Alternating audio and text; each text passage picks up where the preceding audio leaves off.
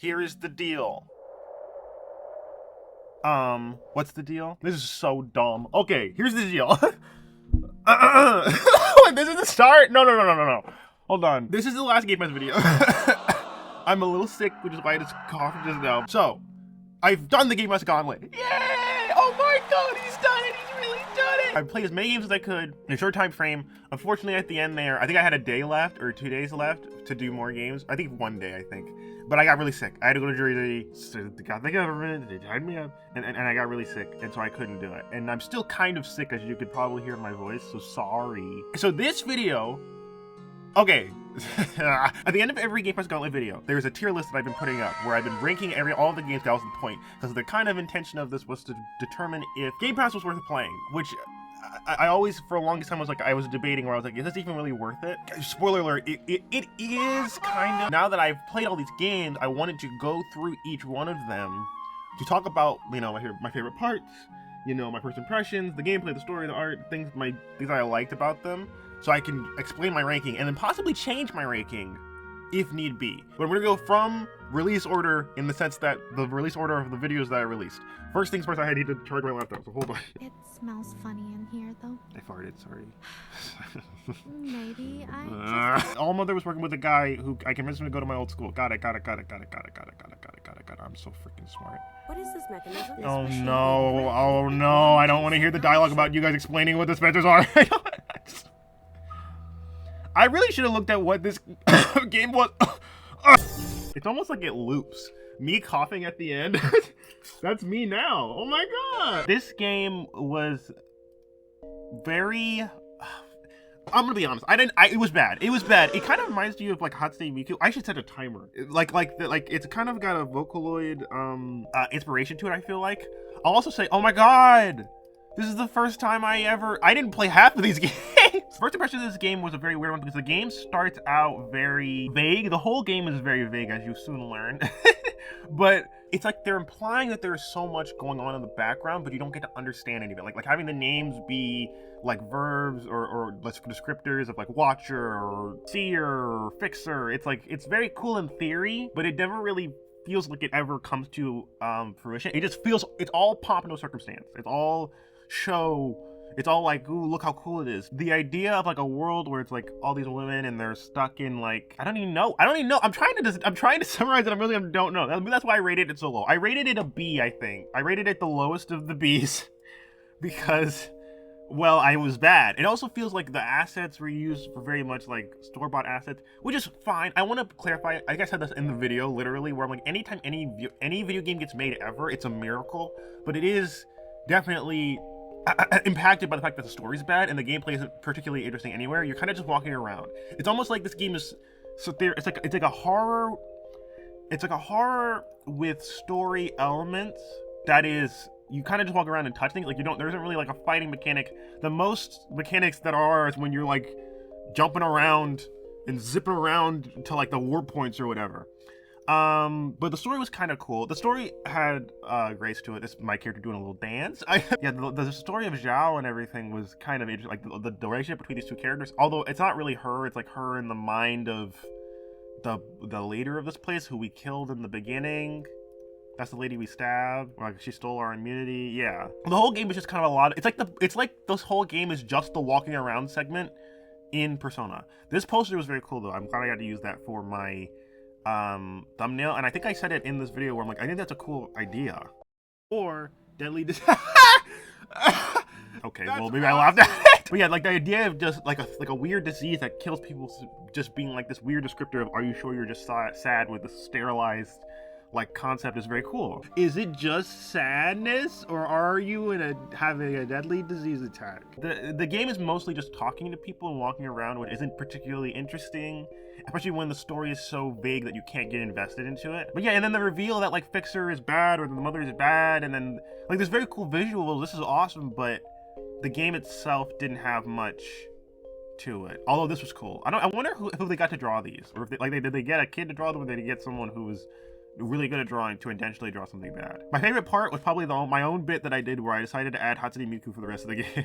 Yes, Hatsune Miku. That would be awesome, honestly. She is a god. Put Hatsune Miku in the bottom right of the corner for the rest of the video. And then she gets smaller, and then she gets smaller again. I've I love this lived guy. with Can I be him? And then she's just there for the rest of the video. So this game, I think, fits. I put it above Redguard and Battlespire because Redguard, Battlespire, and Little Rocket Lab. I might be debating this because Redguard and Battlespire were rough because Battlespire I didn't record.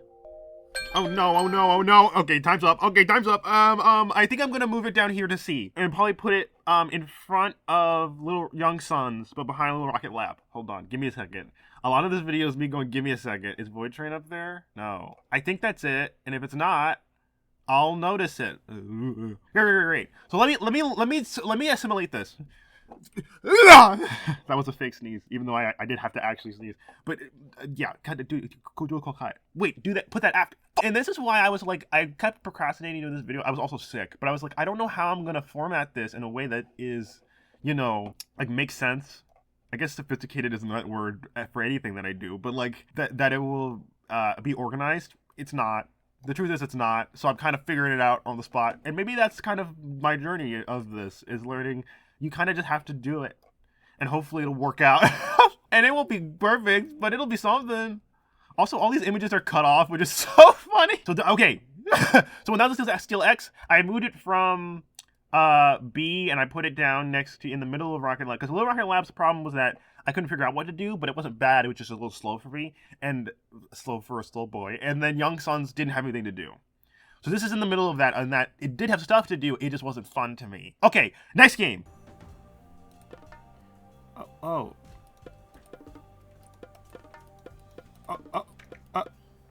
What? We need Pegasus. We need 11 Pegasi. They got it. They got it. Oh, there's a bunch of ships. Uh-oh. Uh-oh. It's going awful fast. Get over here. Yeah. Ah! I don't think he knows how to do anything other than do battle cries. Ah! How big army old times? 10,000 to 50,000 men? I have 30. 10,000? I'm gonna be here for an age of mythology. So, Age of Mythology. Also, I think this is the beginning of the screaming bit that I do, where I just start screaming. First impressions. I always heard of like games like Civilization and SimCity. I always thought they were cool, but I never ever was like, I'm gonna play those, because I had an aversion to them. Because I feel like they take a lot of work to play and do. That's before I started playing a bunch of CRPGs and I got really into Dungeons and Dragons, because now I play games like that all the time. So, the gameplay, very fun, very chaotic. I think there is a rhyme or reason that I did not have enough time to identify. Maybe I just sucked, or that maybe is how it was supposed to be. But like the gameplay of like, you have to build a civilization, and then from that civilization create an army, and then use that army to go collect resources and kill the other army. Classic. We're gonna flank them, and then we're gonna jump on all of them. Yeah! That's awesome. And I think it was actually very fun doing that. I didn't know the ins and outs very well, so that kind of made it rough for me, because obviously my first time playing this complicated game. Like, look at all the stuff on the screen right now. Like, all the stuff on this bottom left, especially when you get later on, it's like there's so much going on. Now, mind you, they do a good job of finding a way. It's a video game, so you have to find a way to like contain it all. But it's like a mobile game. It's like there's so much stuff that you could press that it's overwhelming. It's attacking your senses. Oh, okay. I'm trying to digest so much info. Despite that, I had a lot of fun. A game type that I would rather really not play. I don't know what the game type is called. Put the game type on the screen. Story-wise, I played as a guy. What was my guy's name? Arcantos? I played as Arcantos. And we were working with like a Minotaur and stuff. We were trying to fight back against the people that Poseidon had started helping because we had like forsaken him or something. And then they steal the Poseidon. They steal the Trident during a war, which is hilarious to do during a war, is to steal a Trident. The story, I'm gonna be honest, the story didn't matter that much. The story was not particularly interesting, and I think it's just kind of a backdrop for the gameplay to work. There's this thing that I'm talking about with my brother, where it's like a game can be good with a bad story as long as the gameplay's fun, but it cannot have a bad gameplay and have a good story. Because despite the story being good, you're not gonna want to play the game. At that point, you'll just watch it on YouTube. At least that's how I feel. Where I'm like, I've played games with good stories, but bad gameplay. Where I'm like, I don't want to keep playing this because the mid to mid is bad. But if it's even if the story is bad, if the gameplay is fun, who cares? Because it's a video game. So story wasn't really very impactful or mattered that much to me. I have a section here for art, but I don't think that really is gonna matter for most of the games. But the game looks good. Look at Arcanto's chiseled face. It looks good, but not particularly interesting. It's very I don't know how to describe. It kind of I don't want to say Sims, but it's very much like a simulator, not The Sims the game series, but a simulator. My favorite parts was getting to summon unicorns. Were the unicorns? No, Pegasi. Getting to summon Pegasus is awesome. Allowing you to just be like, yeah, you could summon mythological creatures and also strike people with lightning. That's genius. Wow, that was so anticlimactic. Despite how frustrating it was very funny to see all my little men run around and get stuff and do stuff. It's very fun, like that idea of like having a bird's eye view and getting to control an army in its entirety to like fight against another army. It's just very cool to have all those logistics. Here's the rogue Pegasi coming in. We're gonna beat him up. Yeah, go team. My boy's right there. But it's like, I don't know, it's very fun. It's a very fun like concept for a game. And it's also like immediately gets you into action. Like right on its face, I have to stop saying like. Right on its face, you're like in the game. Goddamn, you have an army and it's like go kill things. Go collect resources, make sure you have good groups and they're varied enough, and it's really good. Age of Mythology, I think is gonna stay where I left it. Age of Mythology is back here. Is it better than Zombie Army 4? Yeah. Is it better than Full Throttle? No. Full Throttle is kind of unique. I'll have to wait till I get to Full Throttle. Yeah, I think it makes sense where it is. I did really like this game, but there were so many games after that I liked more. Next up, what's the next game? Oh my god, it's Battlespire. This is my favorite video. I don't even know if we recorded the intro. I gotta do the intro section. Okay, no, we're not going to intro. Put the intro section in the corner of the screen right now so we can do both. Whatever. I'm so done. Oh, and there's a wizard. There's a wizard up here. And a scam, I guess. He blew himself up. That's new.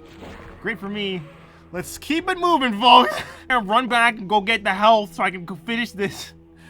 Ah! So this is my favorite video I've ever done. One of, at least. I played this game, just like every other video I do, for an hour and a half, 2 hours. This is before I had the setup where I could confirm that I was recording, which let me show, I should do that right now.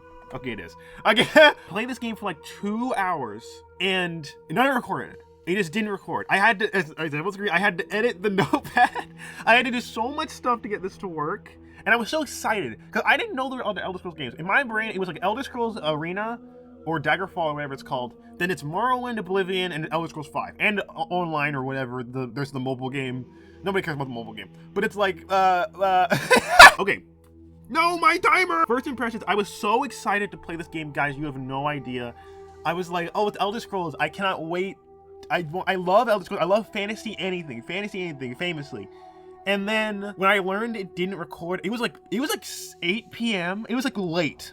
And I was like, I'd already been cutting it close, and I was like, I'm gonna die. I can't do it. I'm not gonna be able to do it. So I was like, but I need to make a video, and I can't record another 2-hour video. So I just ended up making something out of this by going over it again and doing it as fast as possible, doing all of the things that I did in my first video as fast as possible.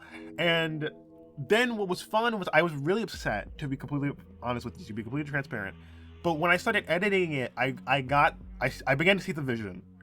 My own vision. I began to see through my own eyes. But like I could tell, I'm like, this is gonna be funny if I can keep the pace up.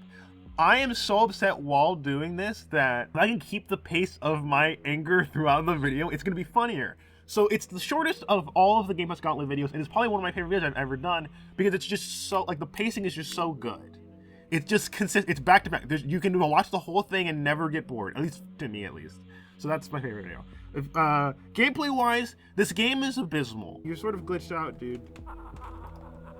What are you laughing about? I'm gonna kill you. I think it's obviously very old, so you have to give it some credit in that sense. Because, you know, I guess they didn't have good mechanics back then. Like, the way combat works is like, it's not based on what you do, it's based on like a certain percentage. So you kind of have to spam attacking and moving to see if you'll eventually hit someone. It's just random. The story, there kind of really isn't a story. There's like notes that you can learn. You're apparently like following your friend. You have like this female companion that went into the Battlespire before you, and she's leaving you notes to help you throughout the Battlespire. But other than that, it's kind of just like, there's a whole intro cutscene with like this woman with big wings and she's like scantily clad. There's a whole thing, but it never comes into fruition.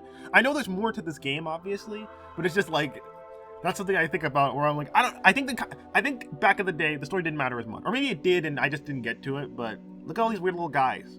And you talk to him. There's like a guy who's like the owner of the Battlespire that I ended up killing, and he looks like every other Dremora like knight that's in the game. I don't know. I didn't really feel any story. The fact that I can't remember any story is bad, probably. I know that this is one of the 5 great anchors and more the Battlespire in its place and retain it in life flood of sustaining mana, without which there would be no light, no life, no being. In their overreaching wisdom, the administration has required me against my every protest and complaint to affix it to a dreadful device, which one will you see before you, whose purpose is to sunder and divide this anchor and imperil the spiral and all who inhabit it. Never divide the anchor.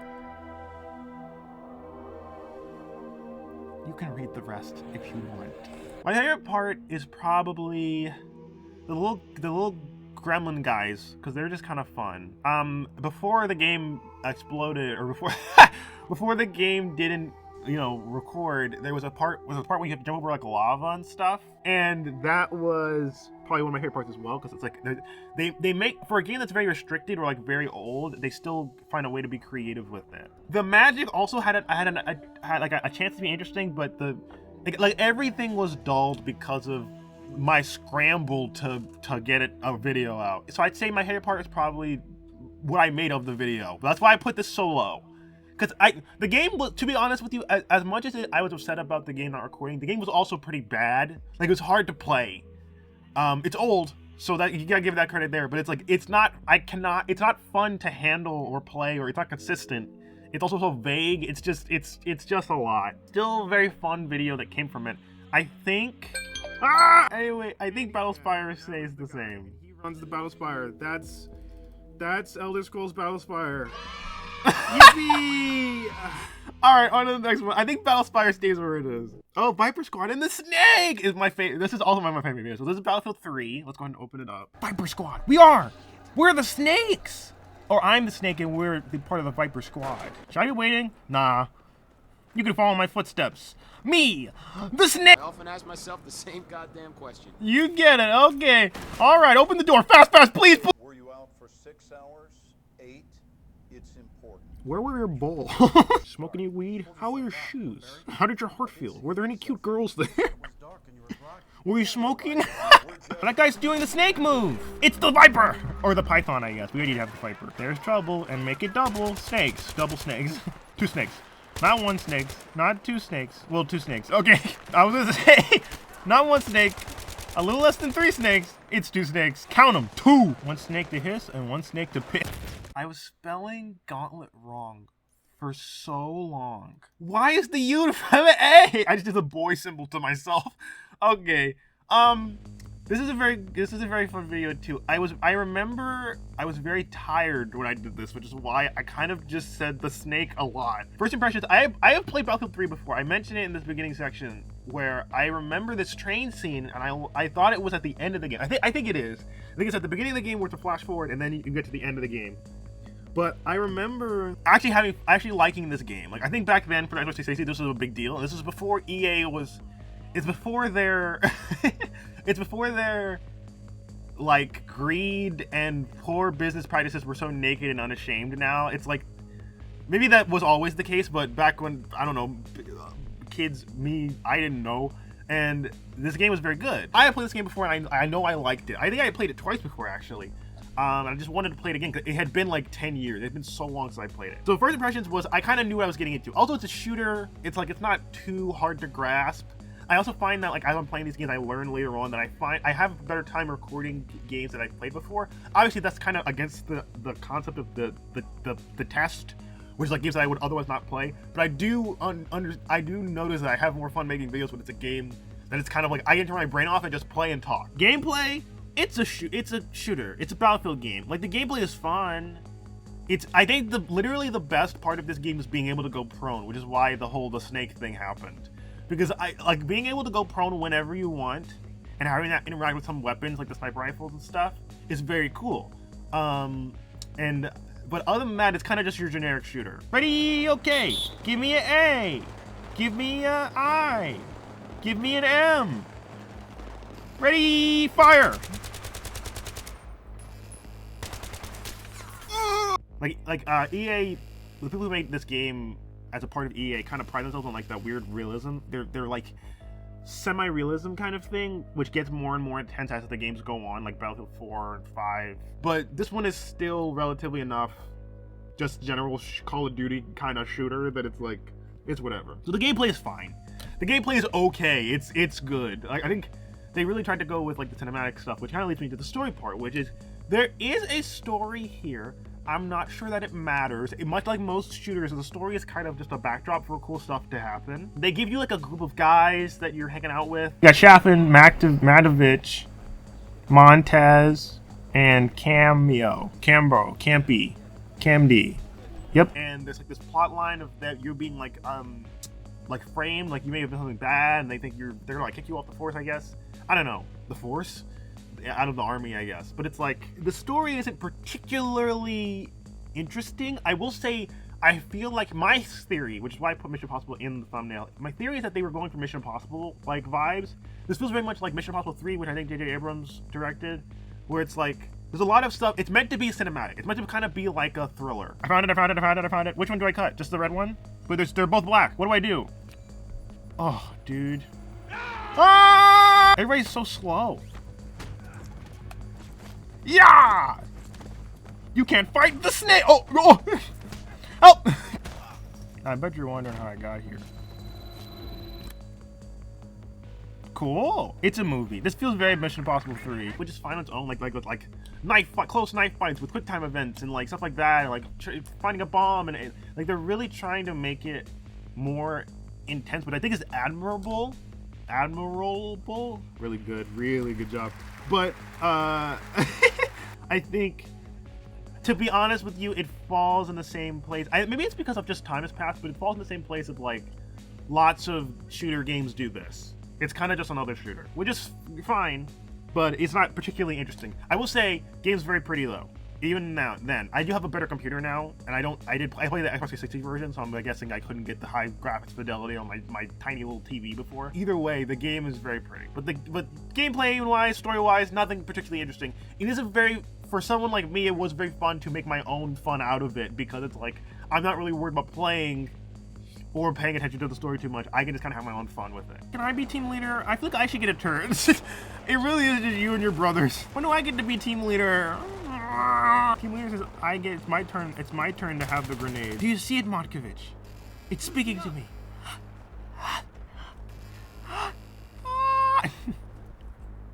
I got bored.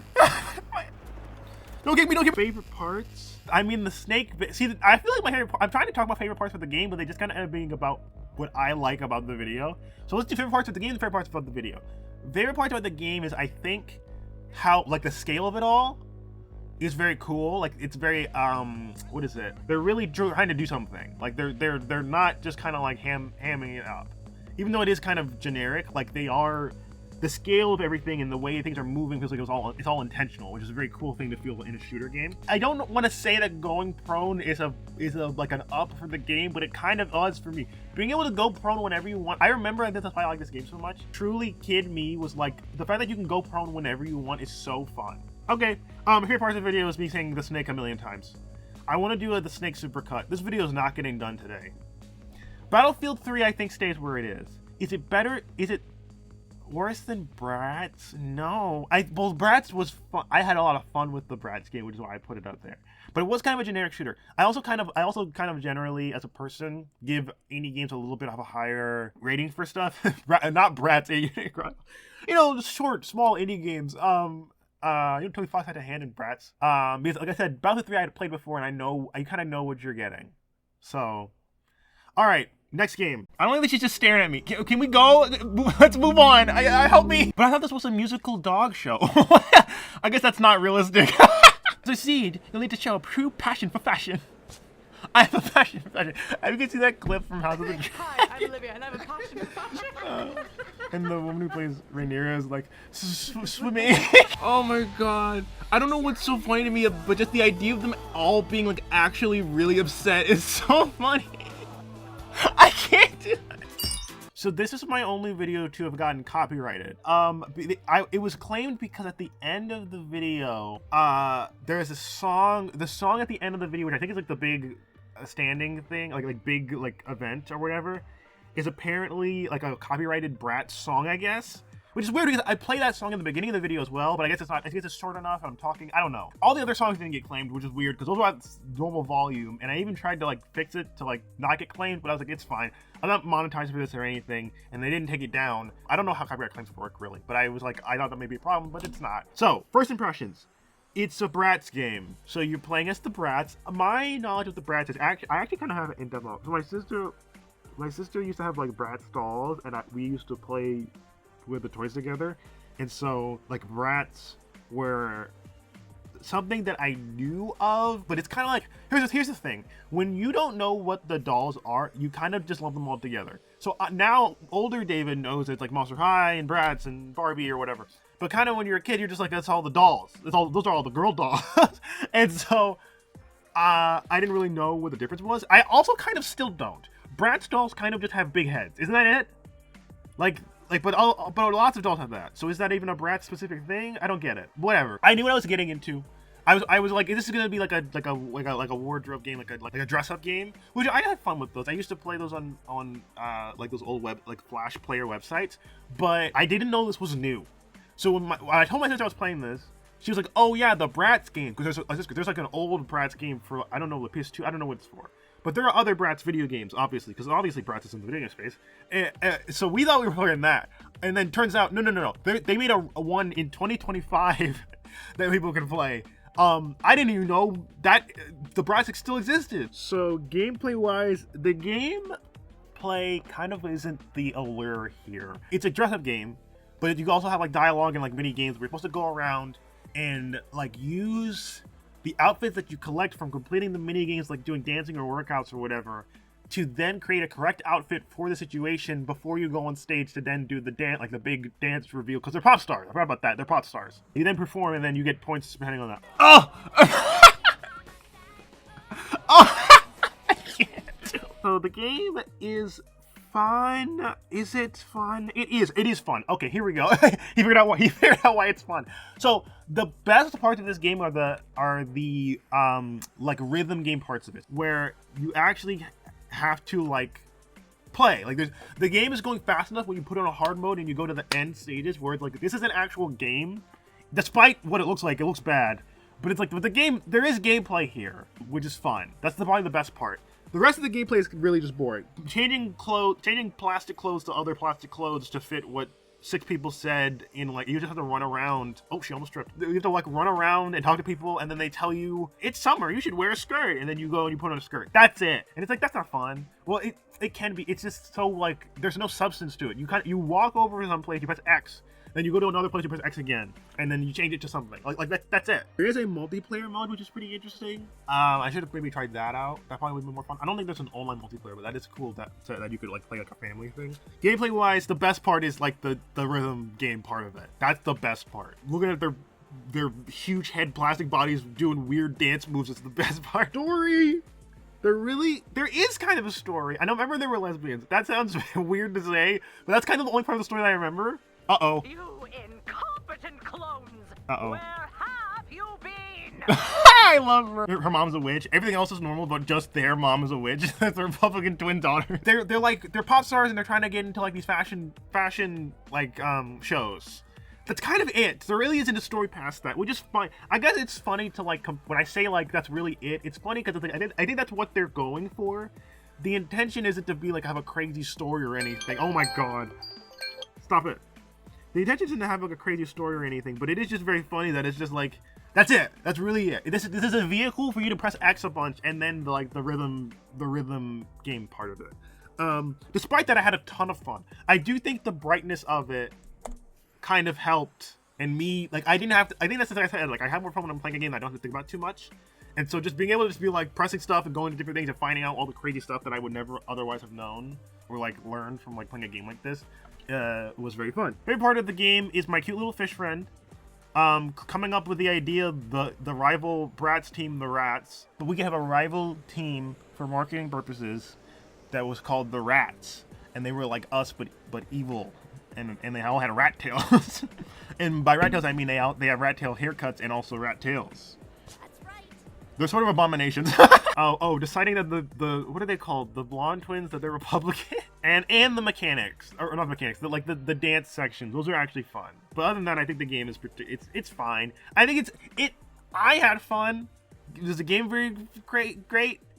Honestly, for what it's going for, yes. It's more in the context of putting it in the tier list that I'm trying to think of, and that's why I think it stays on the B tier. Okay, so now I need to decide something. I am deciding that this is in context of how much fun that I had, and I had more fun playing Bratz than I did Battlefield 3. Oh, well, that can't be the context, because then Ayuden Chronicles, I think I had more fun playing Bratz, but I did like the game Ayuden more. Let's not worry about that. But I still think Bratz goes in front of Battlefield 3, which is crazy. Okay, next game. So I need to get over there. Can I just swim? No! If I have super strength, can I throw things at people? Yeah! You can! Well, this on your uncle's taking a nap, okay? Dad, where are we going? Yeah! I don't remember what we're doing. We're going to a command post? What is this? You guys understand me the most. Even my own son doesn't understand me. He talks at a frequency that I can't even hear. I'm telling you. Be free! Oh, this is my favorite video. Okay, Midlife Missile Crisis is possibly the best title I've ever made. Midlife Missile Crisis was a stroke of genius. I was hunched over in the middle of the night, toiling away, trying to come up with an idea, scratching on the walls, and a stroke of lightning, and it came to me. And I laughed, but honestly, I just kind of wrote it out, and it was perfect.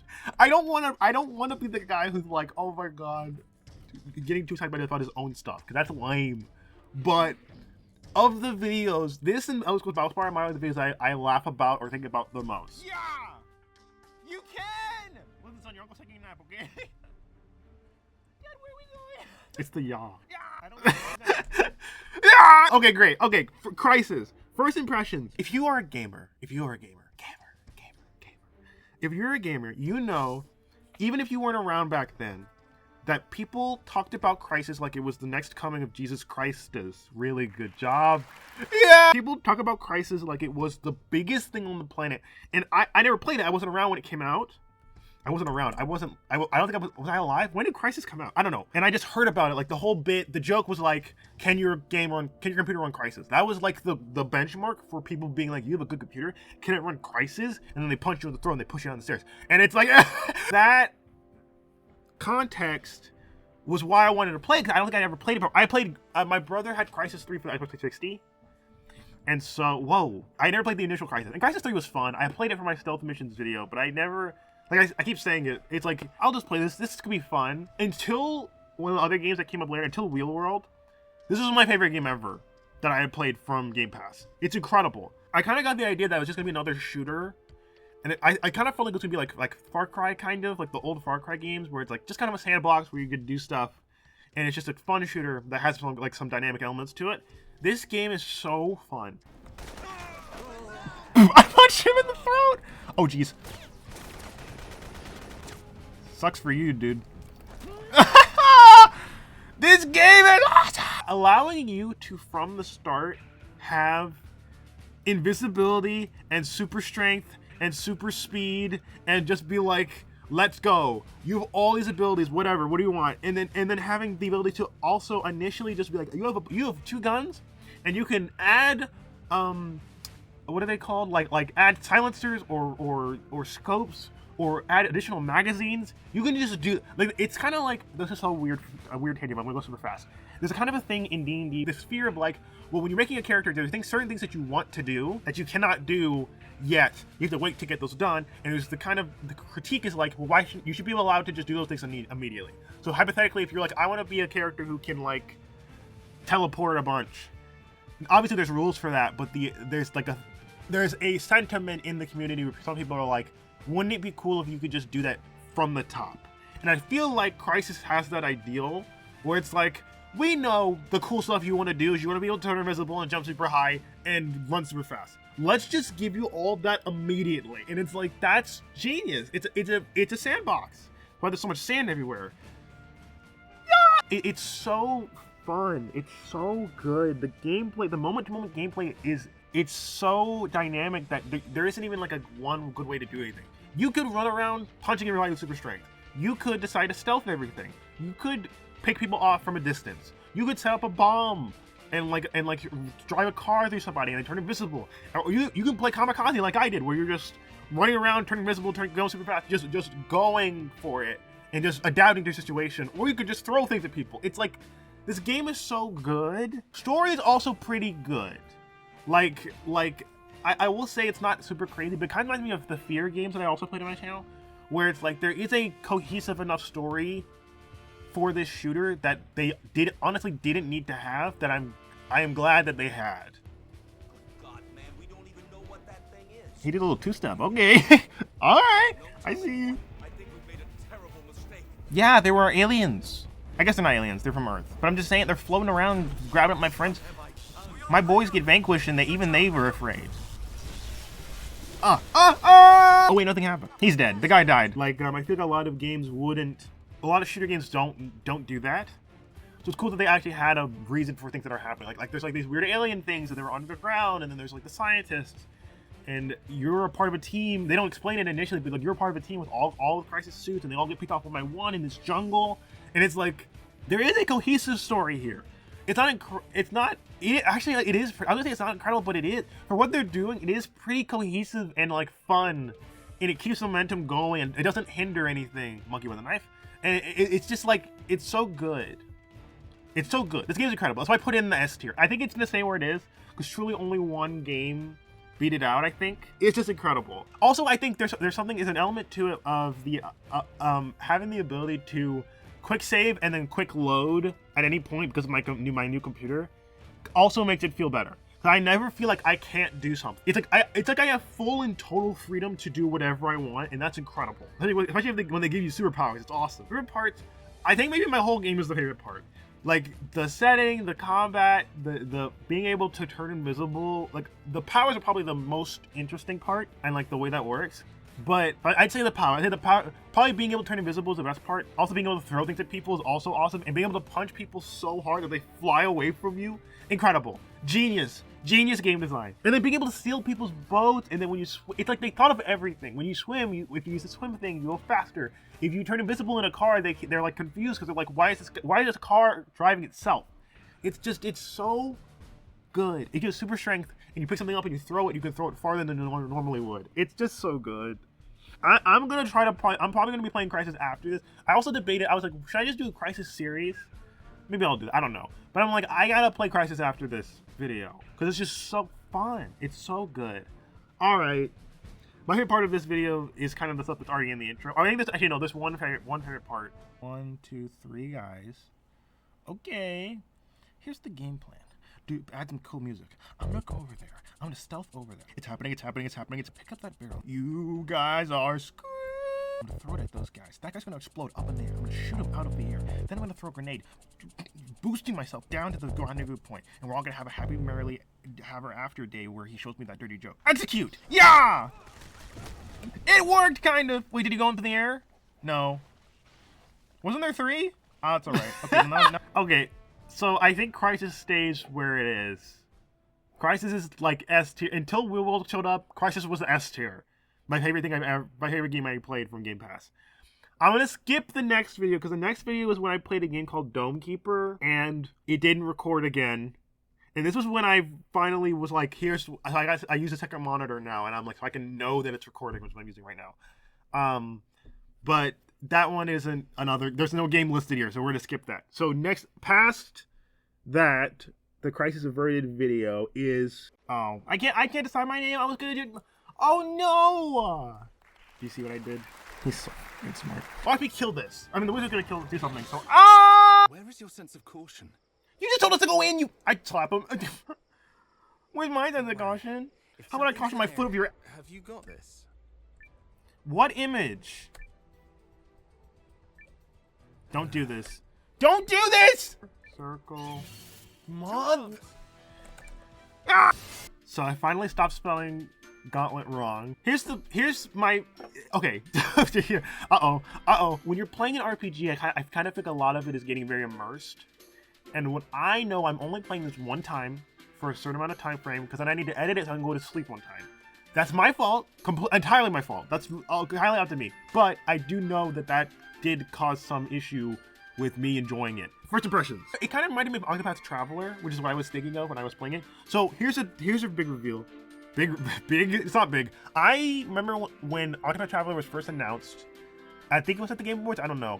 I was like, this game looks awful. I hated it. I hated the game. I hadn't even played it, but it was like that weird like realism. I didn't like how it looked. Like the weird realistic yet pixel arty look was awful. And I was like, the gameplay just looks like turn-based gameplay, which I also at that time didn't really like either.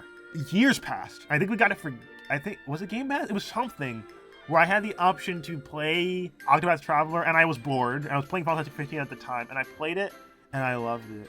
And I was wrong. And I had the most fun. And I only had it for like a week, but I couldn't play any more of it. And I was like, and I was just so sad.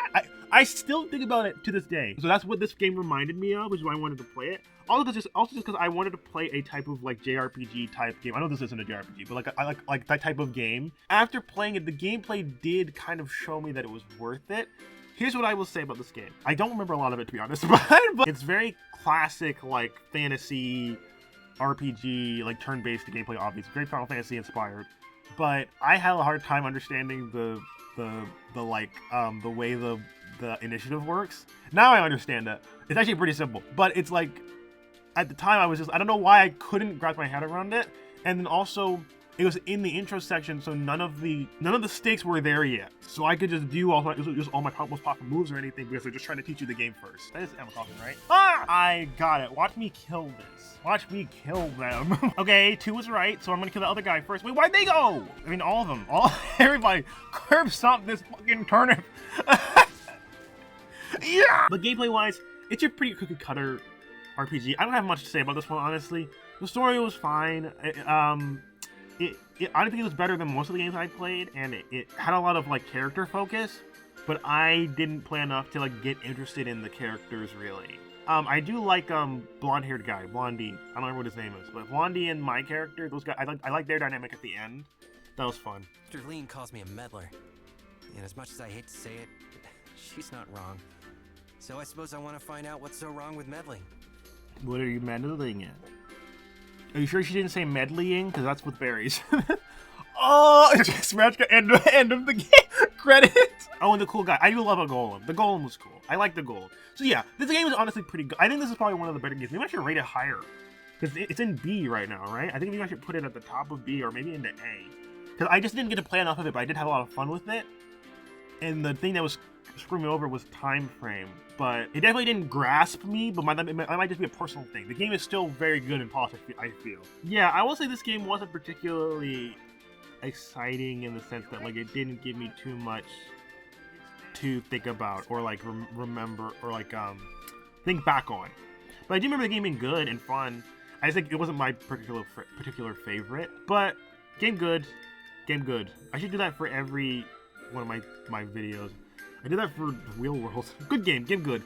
I think it's gonna stay where it is. Let's look at the tier list. I think Jade Empire I had more fun with it. I think it should stay here. Yeah, I think it should stay here. Although maybe I should move this. I think when I get up to the A's, I'm gonna be moving some stuff. Because Zombie Army 4, I think Zombie Army 4 should be down here. I haven't even gotten to it yet. And then honestly, I think I liked it. I think I liked Jade Empire more.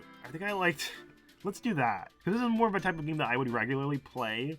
But I do think this game is better. Yeah, let's do that. I didn't even get a Zombie Army 4 and I'm already moving it. Okay, next game. Hey, I beat the timer this time. I didn't get jump scared. Let's try to keep that up. Keep the pace up, okay? Here we go. Next game. Oh, okay. Evil West and all the rest. So this one's a good one as well. I have a grappling hook. Or lasso. For sure, any cowboys that tried to use their lassos with grappling hooks fell and died immediately. Stay here, Buttercup. I'm gonna cross this with me. Stop trying to kill me! Cowboys versus aliens versus predators versus vampires versus Bill Renter. It's the tax man! It's the tax man! That's really good. That's really good. So yeah, I finally get to fight you guys. I saw you guys have come across this room. I liked your vibe. I wanted to kill you.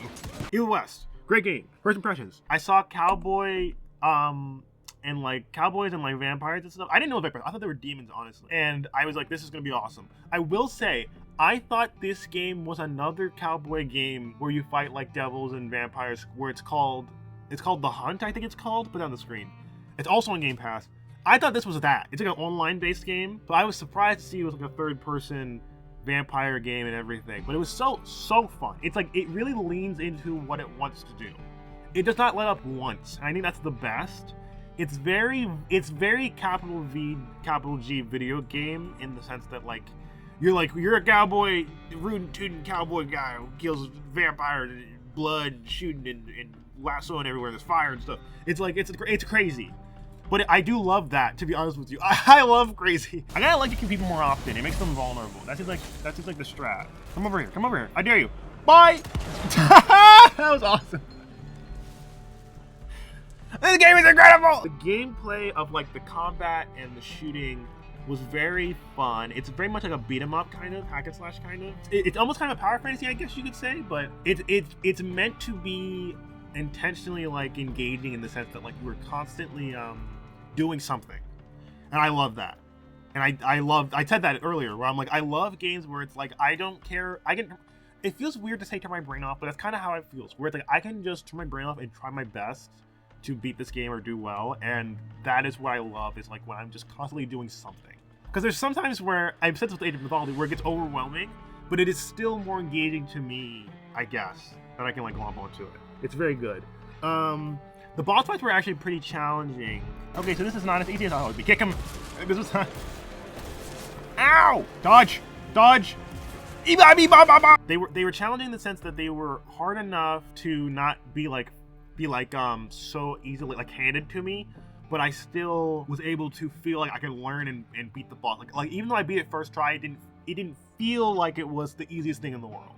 It didn't, even though it probably was, honestly. I know there's probably higher difficulties and stuff, but it allows you. Did I just call myself funny? It's the man bat. He gets in the ring and he throws bats everywhere. I'm so funny. I'm so. No way, I just said that. It's very like, what you see is what you get. When you're looking at this gameplay, you think you're like, oh my gosh, what's just going on? You really feel like you're like a I don't want to say a war zone, but it's like you're in a scrap, and you are. So when you're playing the game, it really is just like fast, go. You gotta pay attention to everybody that's on the screen to dodge them, and make sure you don't get attacked by a litany of bats or whatever. Story-wise, there is actually very cool story here. I like I said, they don't shy away from how absurd it all is. They lean into it, which makes it better. There's some stuff, kind of like How to Steel Resist. There's some things in it, by Cactus. There's some things in it that are like kind of silly. There are things that are in the game that are just vague and just mentioned and never explained. And you're supposed to assume, which I think is an interesting concept that can be fun, but in the context of like, his dad not liking this character. What's this character's name? So Jesse's dad doesn't like this character because he wants to retire or something. Edgar. He doesn't like Edgar. And I assume, I'm pretty sure I can figure that out from what they say, but it is kind of weird to just be like, to just add it in. It's a minor hiccup, but it is a hiccup nonetheless. Edgar isn't some civilian looking for a medal. This is all he knows. Your institute. What are we upset about?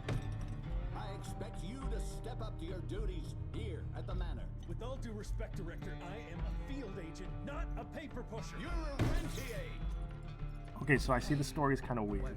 The dialogue's kind of weird. This is a very, like, I don't know how to describe it. This is a game that I can imagine someone loves, like loves, or is like their favorite game ever, and it's not really spoken about a lot.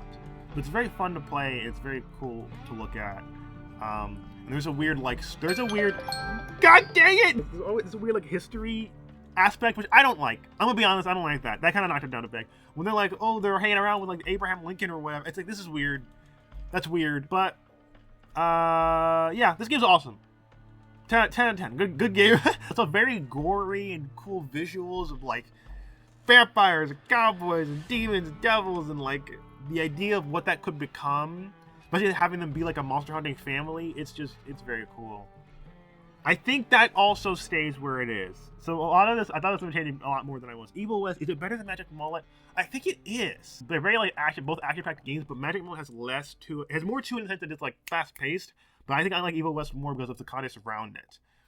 Culebra is going to be judged on a different scale because it made me feel emotions, but I think that's fine. Okay, so yeah, we're going to move Evil West to the left, up A little bit.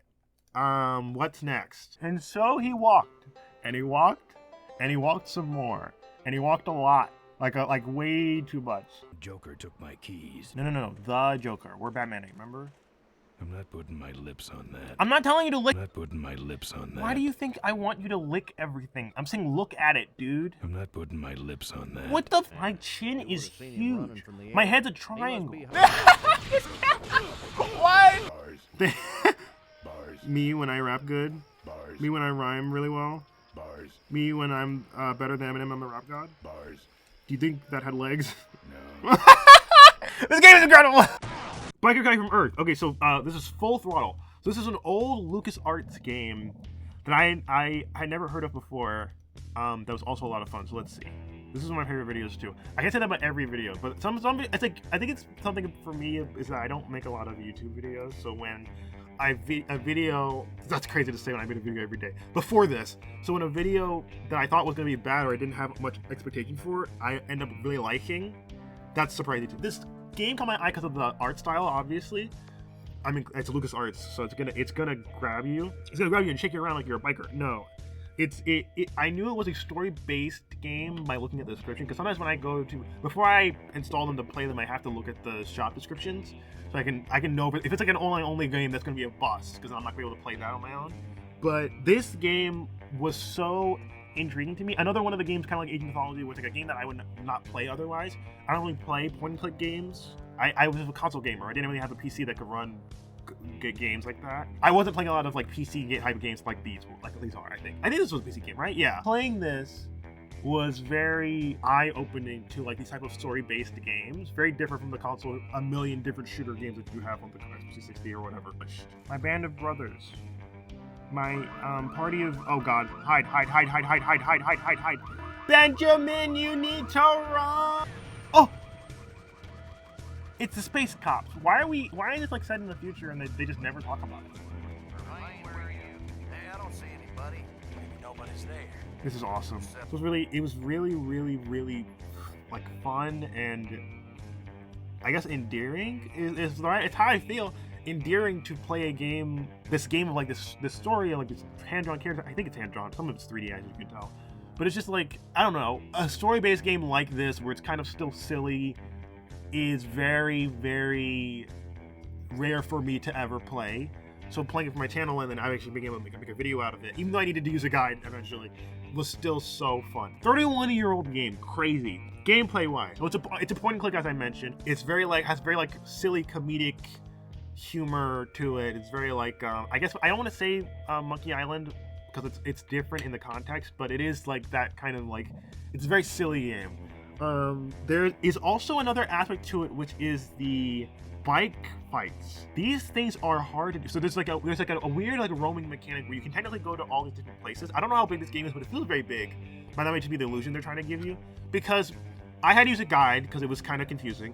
And they so many parts in the guide are like, make sure you do not go off anywhere else or else you get lost in a completely different part of the game. And it's like, oh, okay, so this is huge. It is interesting to have a point-and-click game have those different sections that you can get lost in. It is a little infuriating. I don't know, because it's like you don't want to get lost and then you can't you can't actually progress. I know back in the day you had to like write stuff down and learn from other people, and it's kind of like when you have one game, you play the game for hours. I don't want to do that. Either way, game is very fun and bigger than I expected. Yeah, it's a story-based point-and-click game. They found a way to make you like all the characters and everything, and despite its silly nature, there's still some serious subject matter. Like when not Ripburger, what's the guy's name? That's so sad. But the main character that you're kind of trying to protect, he dies. This old man who's like a legend in like biker history. I was actually upset. I was like, what the heck? No, that's so sad. Promise me you'll hurt him bad. Okay, I promise. Sorry. Also, my theory is that Ripburger's an alien. I don't know if that's true. Maybe I can look that up. If that's true, put it on the screen. That was my theory during the gameplay, is that he was secretly an alien. Art is beautiful. Obviously, it's a LucasArts game. It's incredible. And then my favorite parts were probably the absolutely awful, like, biker fights, which never went well. I lost all of them, I think. Even though they give you like tools, like this game is pretty cool, despite how like it's supposed to be like a point-and-click game. There's so much more to it. These are fun but hard to do, and also I think I lost every single one. Let's see. Why don't I just do this? I can't. Riveting gameplay. Yep, and there he goes. I lost. Okay, and then I think probably the second best part was I was literally just thinking about this. I said gibberish. The part with the junkyard dog is so fun. It's kind of sad because you capture this dog, but he's trying to attack you. But it's just like a very fun, silly moment that I still remember about the game. Oh. So yeah, 10 out of 10, good game. I think, let's see where it is listed on the tier list. Above Age of Mythology, behind Quake. Is that correct? I don't think it is. Quake was a unique situation because there was a tornado warning, so I had to stop playing it, but it was kind of just a Quake game. I think this has more charm to it. I'm starting to realize that I think I like games that have more charm to them. And so I'm giving, maybe this isn't correct for like gameplay wise, like what I would play naturally would be Quake over this. But the whole point is I'm playing games that I wouldn't play otherwise, and I think Full Throttle has more charm to it than Quake does. Okay, next game, one more game. Loves me, he loves me not. He loves me, he loves me not. He likes me. Maybe he just likes me a little bit. Maybe he kind of considers me as cute. I'm attractive. Maybe my smile is sweet. No. Maybe in 10 years I'll have a chance. No, okay. Maybe in 20 years I'll have a chance. 30, 40, maybe in the next life. Maybe in the life after that. Maybe I'm alright by myself. Okay, well then I made it sad at the end. Man, whoever that falls on is gonna have a bad time. You must think about the environment. Remember that story of the guy who smoked weed while he was wearing a hat, and now he feels like he's always wearing a hat? Isn't that crazy? That tree has scoliosis. So this game was amongst, as you saw my list on the first 1000x Steel video, this game was among many G games that looked like indie games that started with a G, like Great God Grove and everything, that looked stylistically interesting to me. But I love murder mysteries. I love mystery. I love detective stuff. I love it. I think I was gonna pick Genesis Noir. I'm like this looks so interesting to me, and it's one of my favorite games ever. I love it. It's so crazy to stumble upon something like a masterpiece. I don't want to. It feels weird to just say that, but it's like this game is so good. It's so beautiful and artistic, and it knows what it's doing. And it's also, once again, I always say this whenever I find a game that I really love that I hadn't heard of before, I'm like, how have I not heard about this? It's incredible. But yeah, first impressions was just, it looked beautiful, and it's also called Genesis Noir. I was like, anything to do, like any noir detective stuff, especially this artistic, I need to play. I just need to. It looked incredible. I remember there was a debate I was having when I was about to record the video. I was like, should I do this or Great God Grove or something else? I literally was like debating it, and then I was like, I want to play Genesis Noir, so I'm gonna play Genesis Noir. Look at this! It's incredible. Gameplay wise, it's another like point and click. It's more of like a show, which kind of leans into the artistic elements of it. It's more of like a thing that you're playing through, like a short, I guess. There is gameplay to it.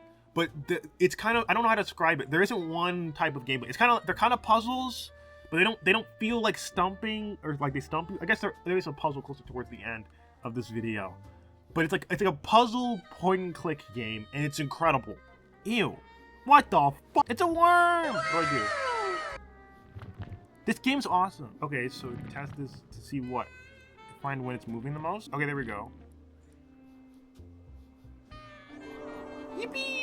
I'm growing stuff. How does that relate to Miss Mass about to die? And you go to these different timelines that you're trying to solve or trying to save Mrs. What's her name? Miss Mass. That's her name. Miss Mass and Golden Boy. And she's being shot by him, and you freeze time. I don't know. I don't think that was intentional. Sorry. I met this girl once. Okay, I have reason to be in here. Oh, she's all right. It is Golden Boy! I called it! Is she dead already? You killed Miss Mass? Whoa. Dude, you should not have gotten high, bro. But then your character trying to go through all these like flashbacks of them and your relationship to them, Golden Boy and Miss Mass included, and finding out, like, using clues to find, like, I guess a story or a reason why. I don't know. Right now, I had a bit where I was like, why am I doing all this stuff when I'm trying to stop her from being shot? Because she's still about to be shot. So I'm pretty sure that the intention is to save her life. But it's so, I can't even describe it. And then they have these sections where they talk about like interstellar, like space lore. Is that what it's called? Like history of the universe. And it's so beautiful. It's so incredible. I just can't describe it. You just have to play it. There's every once in a while I'll play an indie game or something of the like Return of the Obra Dinn or Wheel World or this Justice and War, where I'm like this. I'm obsessed with this, and I am obsessed with this. Despite it being lower than Wheel World and Crisis, I am obsessed with this game. I'll probably play it on my own time. I did play a little bit more of it on my own time after I finished that video, actually.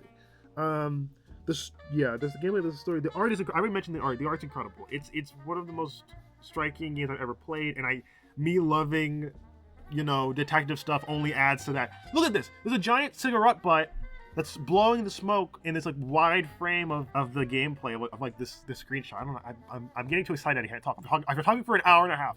It's incredible. Every single moment of this is like a painting. Every single section is a screenshot. It's incredible. There's Golden Boy and he's huge. You shouldn't smoke, it's bad for you. I don't know. I just want to go through the whole thing because it's so beautiful. But like, look at this! Look at that! It's incredible. As someone who has always been trying to find a way to create a mystery type of murder mystery or noir or caper story type story in the way that I want it to be perfect, which ends up making it harder for me to just do it, to just write it. It's like, this is incredible. It's so good. I think it's your mind. It's so good. All right, favorite parts? I mean, can I say the whole thing? I want to say the whole thing is my favorite part. The whole game, I'll say the art style is my favorite part. The way the game looks and everything, and the way it plays. And then the way they implement the puzzles with what's happening in the story, kind of. It's like art, you know how people say like art is subjective?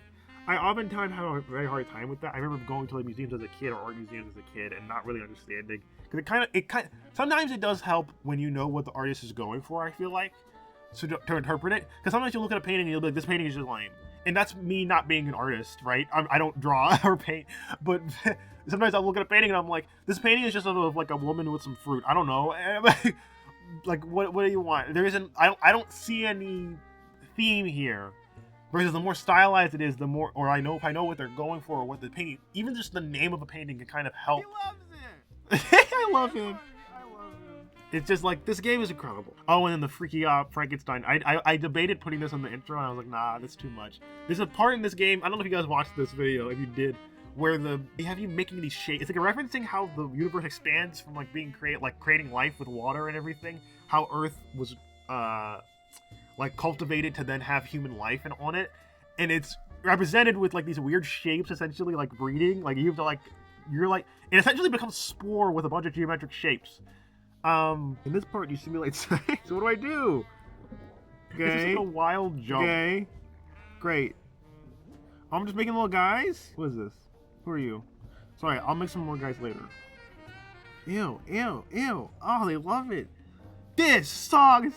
What kind of fucked up Bird and the Beast bullshit is this? This is really unique, but I hate it. Oh, the part where it's like spore, but they're all geometric shapes, and that's what I said. I'm me. I like them. I don't like that they're having sex. I do like them though. Get him! Get the fucking guy! I'm gonna make more. Yeah, I am the creator of life. Weirdo fucking Frankenstein. Freaky Frankenstein. Alright, so that's part 1. I'm probably gonna cut this part out, but I'm gonna do the rest of part 2. Then, what's the next video? Not yet! The next video after Noir Genesis is the Math Night. Okay, but these games are so good. I think what am I talking about? Noir Genesis stays at the top.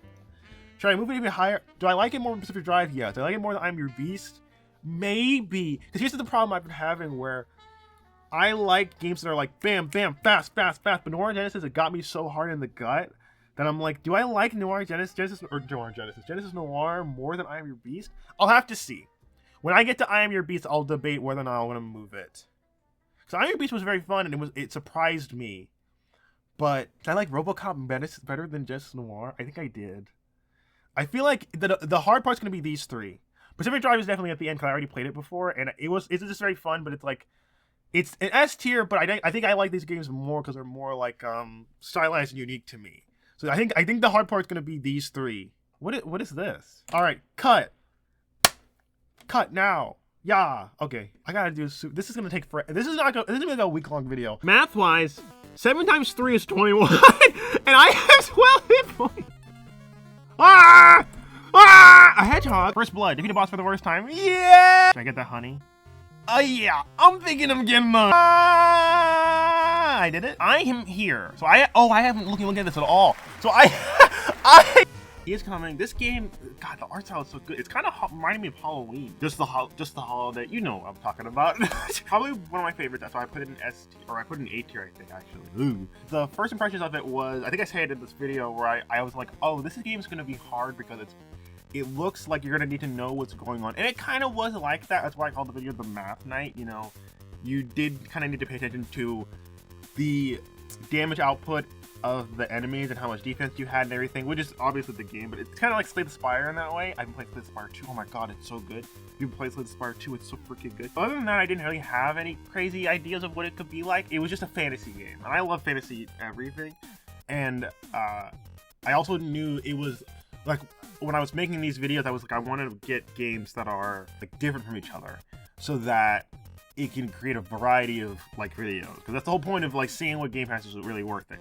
It looks so cool. Looking at it without playing it, it looks so cool. It's just a fun game. That's why I put it high. I might need to put this higher than I put it. I had so much fun playing this. Gameplay wise, you play as this like knight who goes through this 8-bit kind of top-down world, as you can see on the screen, where you have to collect armor and weapons and like boons and things to get strong enough for this boss fight that's happening at the end of like 3 or 4 days. Like, as you can see at the top, that's like the cycle of time that you have. Is that the Black Knight coming to get me? Here he is. Come on. I'm ready for you now, you big gamook. That's a different guy. Okay, he's not immune to the thorns. He does a ton of damage though. And this is why I should have done the health thing. Because the thorns are funny, David, but you're also gonna die. Okay, I lived. Great. First blood. Defeat a boss for the first time. Yeah! I think it's a roguelike, but I'm never sure. Or a roguelite. Well, because when you succeed in the fights, you're supposed to get like items or achievements that you can use in other runs, but I can never figure that out, so I don't know if that's true or not. Or if it was just like a badge. But gameplay-wise, it's incredible. It's so fun. Even though you don't have to actually actively do anything, you're kind of just setting up your character to do things on turns. It is still so engaging because there's so many fights that you end up getting into.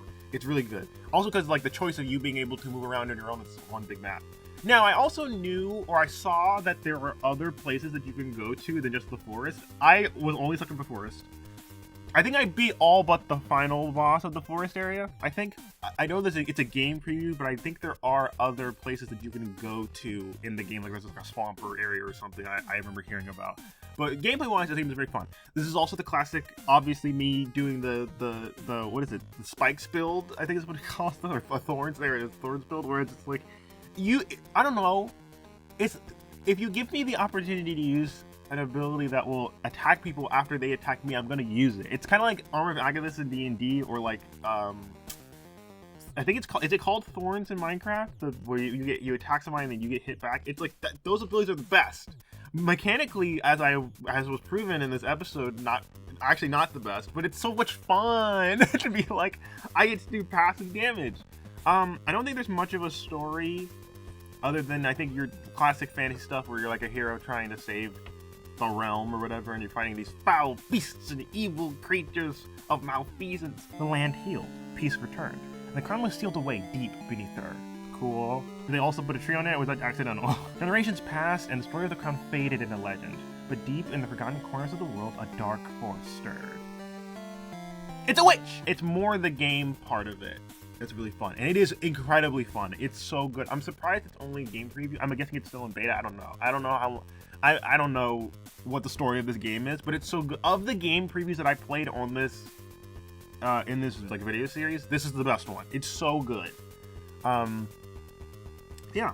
I don't think anything else I have to say about that, really. It's incredible. It's 10 out of 10. Favorite parts, probably, I want to say, I guess, like, the nature of, well, first of all, I have to say the thorns, first of all. But then also, like, the nature of being able to pick up your own stuff and create your own, like guy, I guess. I don't know. I guess I didn't really think about that when I was playing it, but it is kind of what it is. You kind of get to make a fighter or an adventurer, and then deck him out with whatever gear you'd like, and then have him go and adventures and like fight things and everything, and then adapt from that. It's really cool. This game, incredible. The victory is representative of how I feel about the game. It was a victory in my mind. Okay, so on the tier list, I believe it's the top of A, right? Oh, it's behind Void Train. I did really like Void Train. Okay, so here's the problem. I'm gonna put this here, and I'm probably, when I get to Void Train, I'm gonna have to debate this again. But I do think, I'm almost like, should this be up here? Cause I kinda wanna play this now. We'll come to that later. Not everything can be an S. I already have 7 games in S. Why did I do that? But I'll put this up here for now, and then we'll come back to it when I go to Void Train. Okay, what's the next video? My score is so low! David, why didn't I even look at the objective? Get that shot! Jump, shoot, shoot, throw, great, shoot, shoot.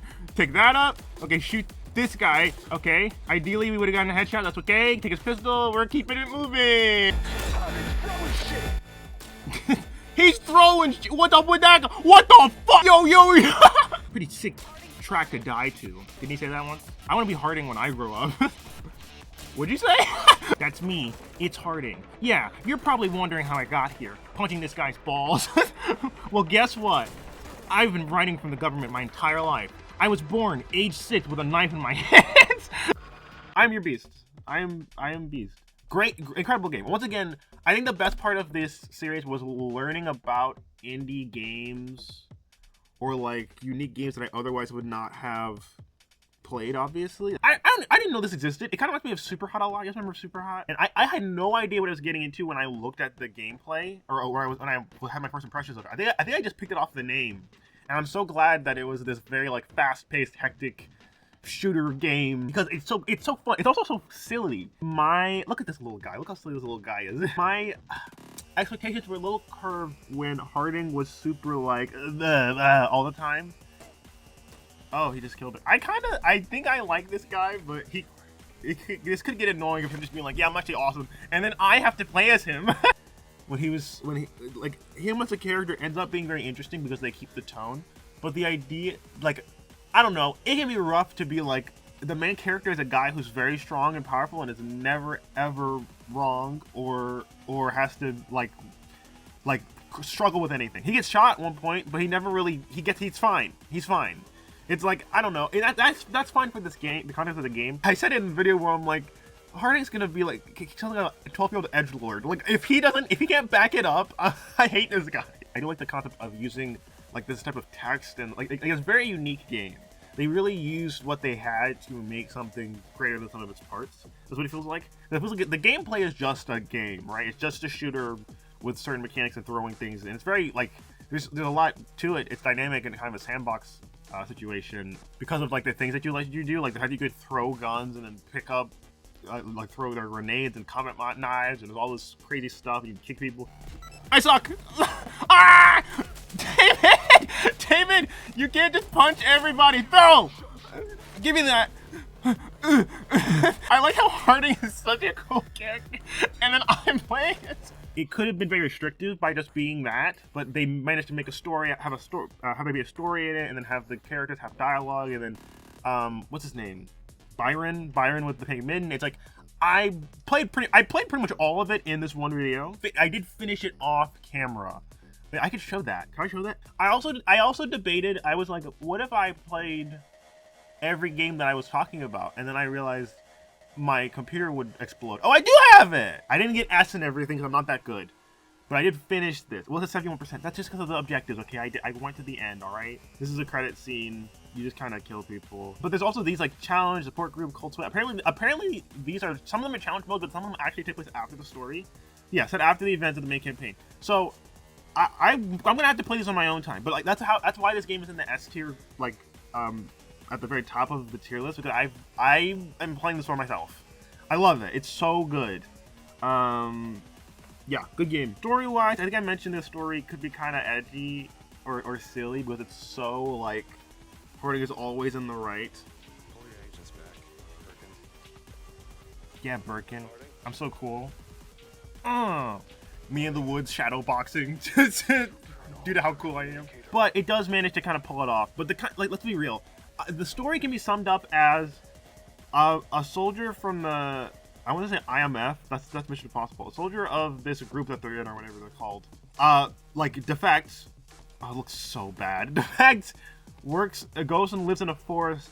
People come to the forest to get him back. His sergeant or whatever comes to the forest and it's like, you gotta join the team again because you're so freaking good. But while they did that, they like destroyed the forest, and he's like, I protect the forest, and so he kills all of them. And the sergeant won't give it up.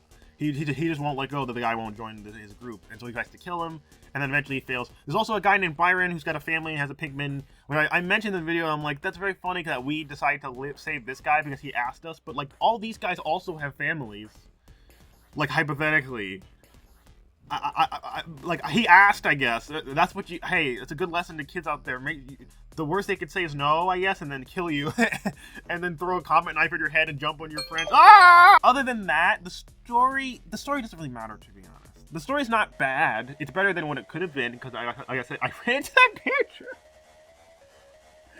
I just saw myself be very stupid, but it's not crazy either. Okay, favorite parts. Probably just the hectic nature of it. I have a hard time picking just one part. I'd say the best part is being able to throw pistols at people when you're out of ammo, and also, like whenever the characters start saying like freaking out, that's the best. Whenever the enemies start freaking out and like yo, he's here, it's the best. And also like the speedrunning nature of it is very cool. I'm not good at speedrunning games, but the idea that's inherently part of it is pretty cool. All right, so I think that stays at S tier, where it is. It's in front of Genesis Noir, but behind RoboCop. Yeah, I think I Am Your Beast is in the right place. It's like incredibly good, but not up here at the very tippy top. Although it might beat out RoboCop, because these are the games that I'm playing now that I'm still playing. Like I will still be playing Wheel World, Crisis, Star Trucker, and I Am Your Beast. RoboCop I'll play and then probably put down, but I don't know. It feels more like it doesn't feel like a thing where I'm like I excuse me, I like have the feeling to play it. It's more just kind of like I like it. I mean, the game's good and I love playing it when I do play it, but I'm not like feeded for it. Like these I'm like I need to play these like now. I'm thinking about them. Okay, so I moved I'm Your Beast up one. I've never done a tier list before ever in my life, so I feel like I might be doing this wrong. Okay, what's next? I'm gonna sneeze. Should I play an evil guy? I'm gonna flip a coin. I don't have a coin. Oh, I do have a coin. Heads, I'm evil. Tails, I'm good. Heads, I'm evil. Okay, well, here we go.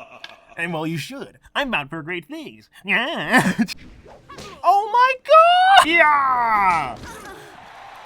Ooh! We chest bump. Dab each other up. We're playing Jaden. It's a computer game. I didn't know that. Oh my god! I get to be a wizard. I use that anime WoW way too much. Okay, here we go. So, Jade Empire. I had something to say and I lost it. No! Jade Empire, it's a BioWare game, I believe. Very old, like a martial arts RPG is the best way to describe it, but there's still magic and stuff. I don't know how to describe it. It is so good. It was kind of hard to play on computer, maybe with my problem. Maybe I should have played it with a controller. But the game was so, I don't know, the word is unique. It immediately like grasps you with this concept of like you're part of the martial arts group, like this dojo, and you have like magic powers and you're the chosen one, and then there's all this history of like the Jade Empire and how it fell and everything. That guy's freaking out. It kind of looks like Baraka. And it's like, it immediately grabs you. It's immediately, also how much like lore, I guess, or like how much effort they put into their own world. Where they're just like there's a whole world here that I never knew existed. He's telling the styles he or she cannot and should not train its style until gaining the possession of all three. The most difficult and humbling step of any journey is the acceptance of one's own limitations and confronting whether the journey is possible at all.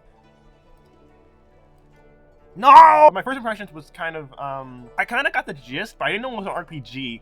But I was mostly intrigued by the BioWare tag, because I knew about Mass Effect and everything in Dragon Age, but never about this. And so that's why I was like, what is this? Which is why I was so interested by it.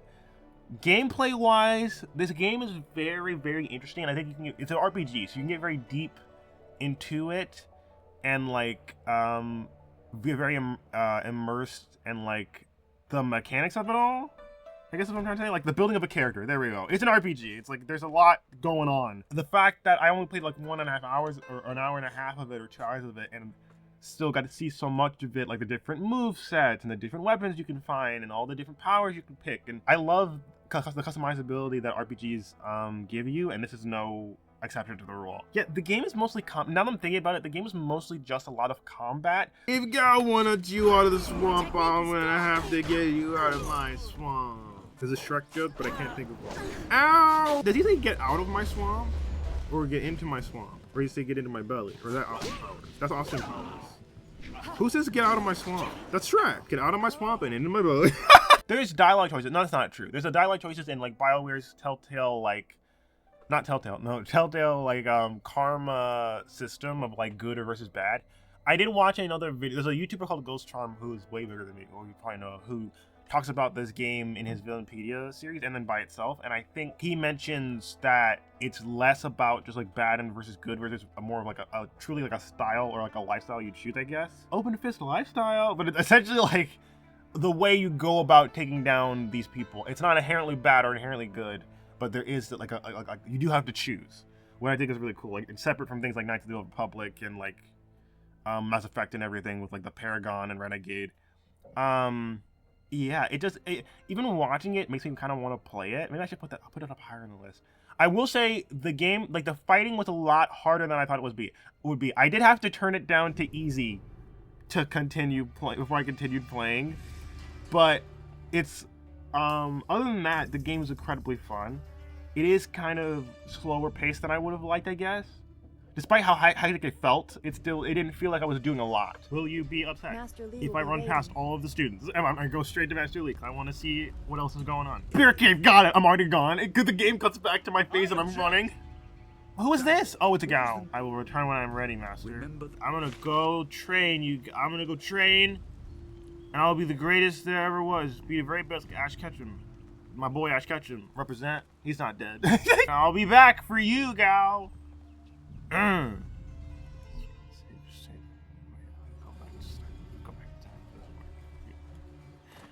I'm back and I'm ready to fight. There is some merit to me with like giving all these games good grades because they're games that I would not have played otherwise. So whenever I like them, I'm always so surprised. Because I said I never would have played this game otherwise. But now I'm like, maybe I will go back to it in the future. In the future. That's nothing. Story-wise, there's a huge, incredible, grand spanning story that I did spoil for myself by watching those Ghost Charm videos. That is like with like there's like plot twists and secret lore, and it's crazy. I mean, it is a BioWare game, so there's a bunch of narrative stuff going on. But let me be clear, like the story for this game is deep. It runs deep. Yeah. Favorite parts? Probably getting to ride the mosquito plane thing. Maybe I could find that at the end of the game. I mean, it was kind of bad circumstances, but there's a scene where it's kind of like Ikaruga, where you're just kind of flying. Yeah, you're flying around and you're shooting things. Weird Rat Man. What was that? And I think that was probably my favorite part, just because it was so unique, and I didn't expect it to be in this type of game. I also just like the design of these flying machines and everything. Very cool game. I think Jade Empire stays where it is. I put it in A. It's at the top of A, I believe, or top of B. Should it be an A? Well, here's the thing. This is the problem I was running into, where it's the debate of how good the game is versus how much fun I had playing it. And I did kind of have a B time playing it. Should I put it in A? Did I have more fun than Age of Mythology? I think I had the same amount of fun. So wouldn't those go in the same section? No, I think it's gonna be here. I think it's the top of B, but it stays in B. Uh-oh. Uh-oh. Don't kill me. Okay. What's next? It's gotta be here somewhere.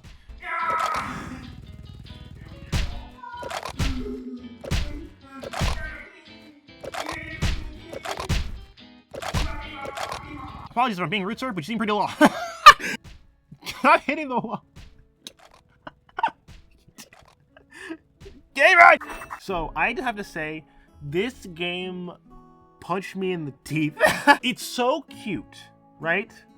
It's so stylized and artsy and like silly, and it is that, but it's about dead people's souls being stuck in limbo because they can't move on. And they really come at you with that at the end, with like the saddest stuff ever. I think I put in my video where I go, the end is sad. Yeah, the ending is really sad. My first impressions of this was just like the art style. I just remember looking at the art style and being like, this looks really cool. And so when I played it and it freaking hit me in the heart, punched me in the heart, I was like, oh my god, it's so sad. It was awesome. It's incredible. I've been doing this for so long, Calibra. I just want it to end. Do I just bring her to death? This is awful. I'm gonna cry. I'm gonna cry. It does, art style wise, as you can see, it does very like Paper Mario in its presentation, like these like cutouts and everything. It's so cool how people do this in these games. I don't even know how you do this. Like, do you model these in Blender beforehand? I don't know, but it's very cool. It's kind of hard to not. Okay, let's just be very honest. This gameplay wise, it's nothing crazy, but the nature of the story mixed with the gameplay does make it greater than some of its parts, with the sense that like speaking to people tells you what you need to do in certain times of the day, but then also people are so charismatic and like have enough like character to them. The characters have enough character to them that it doesn't feel like empty or like they're just telling you to go somewhere. Like, they draw you in with the sillies, and then they actually go for the emotional punch, and it works. And then you're like, I'm a bone serpent dinosaur who's rolling around and running into trees in like a paper world. You can't do this. You can't do this. But it's incredible. It's just, they knock it out of the park. I also this type of game makes me wonder about its like development, because it's like, it's just so unique and specific that you're almost like, who came up with this? What was the creation behind it? How many people worked on it? I don't know. It's just so interesting. The gameplay is not like there's not like any shooting or anything. You're not doing too much, but there are puzzles and the dialogue does matter and everything. And there is a boss fight halfway through, or like towards the end, before they punch in the gut. Yeah. Story is about, so you play as this bone serpent called Culebra, who is like destined to like ferry the souls through limbo that are stuck in limbo. It's stuck in this in-between world. I believe that your soul will bring light to this place, but ultimately it's up to you to find out how. I just showed up, cut you off of a rock, which is a really weird situation to save somebody from, and then suddenly you just give me life advice. This is incredible. I wish this was how real life was. And so in this first chapter, you work with this like woman and her daughter who run a plant shop, and you help them move on from their dad, or the dad and her husband potentially abandoning them. You later find out that he got crushed by a rock and then turned into a talking rock because he couldn't move on either. So that's fun. You essentially have to help them move on. And also help this mother understand that her daughter doesn't want to leave her, because she even though the mother's like being stubborn, she wants to stay with her to help her, which is why she's not moving on. It's really sad. And then they really get you at the end where it's like, oh no, they're dying. Like, it's over. Like I said, they draw you in with the little, like I'm a mouse. They draw you in with the little cheese. That's the fun, silly adventure. And then they slap the trap down on your neck with, oh yeah, this is also about death. And you're like, that's fun. Cool. But it was really impactful. It's a really good game. Also love this little crow guy. I will say my favorite parts, if we're on favorite parts now, my favorite part is this little crow guy. I love him. I want to be him. If I was him, it would be a better life for me. I could be a little crow guy who's a postman and talks very fast. I love him. Look how much character this game has. It's so good. This is the type of game I imagined kids play. Like, versus the Bratz game, this is the game I would like my kids to play. Or like if kids are playing video games, this is what I'm imagining. This is actually cool. I mean, the death stuff is kind of messed up, but it is kind of teaching you a lesson. That's kind of the whole point. Great game. Okay, time to rank it. Where is it on the list? It's here. I think it should stay here. Cause I did like Nine Souls of Void Train more, but I did like Culebra. The gameplay of Culebra and the story worked together well enough that it beat Evil West for me. Evil West is just a game for me to kill vampires. And it's really fun, and it's beautiful. The game looks incredible. That upside down pyramid imagery was crazy. But Culebra beats it out for me. So I think that's going to stay where it is as well. All right. We're moving, people. I think I'm halfway through. I hope so. What's next? Next is, how do you make copper wire? Copper bars. Where do I get copper bars from? Copper ore. Where do I get copper ore from? I'm gonna be here forever. I'll need you to deliver components I can use for my research. When do I get to make the rockets? I was promised tiny little rockets with tiny little men and tiny little astronauts, and we're gonna go tiny adventures. This is a horror game now. Ah! This is all a blur. Is this really happening? Am I asleep? Energy, speed, agility, strength, energy. I don't think this can't be how the game is meant to be played. I can't.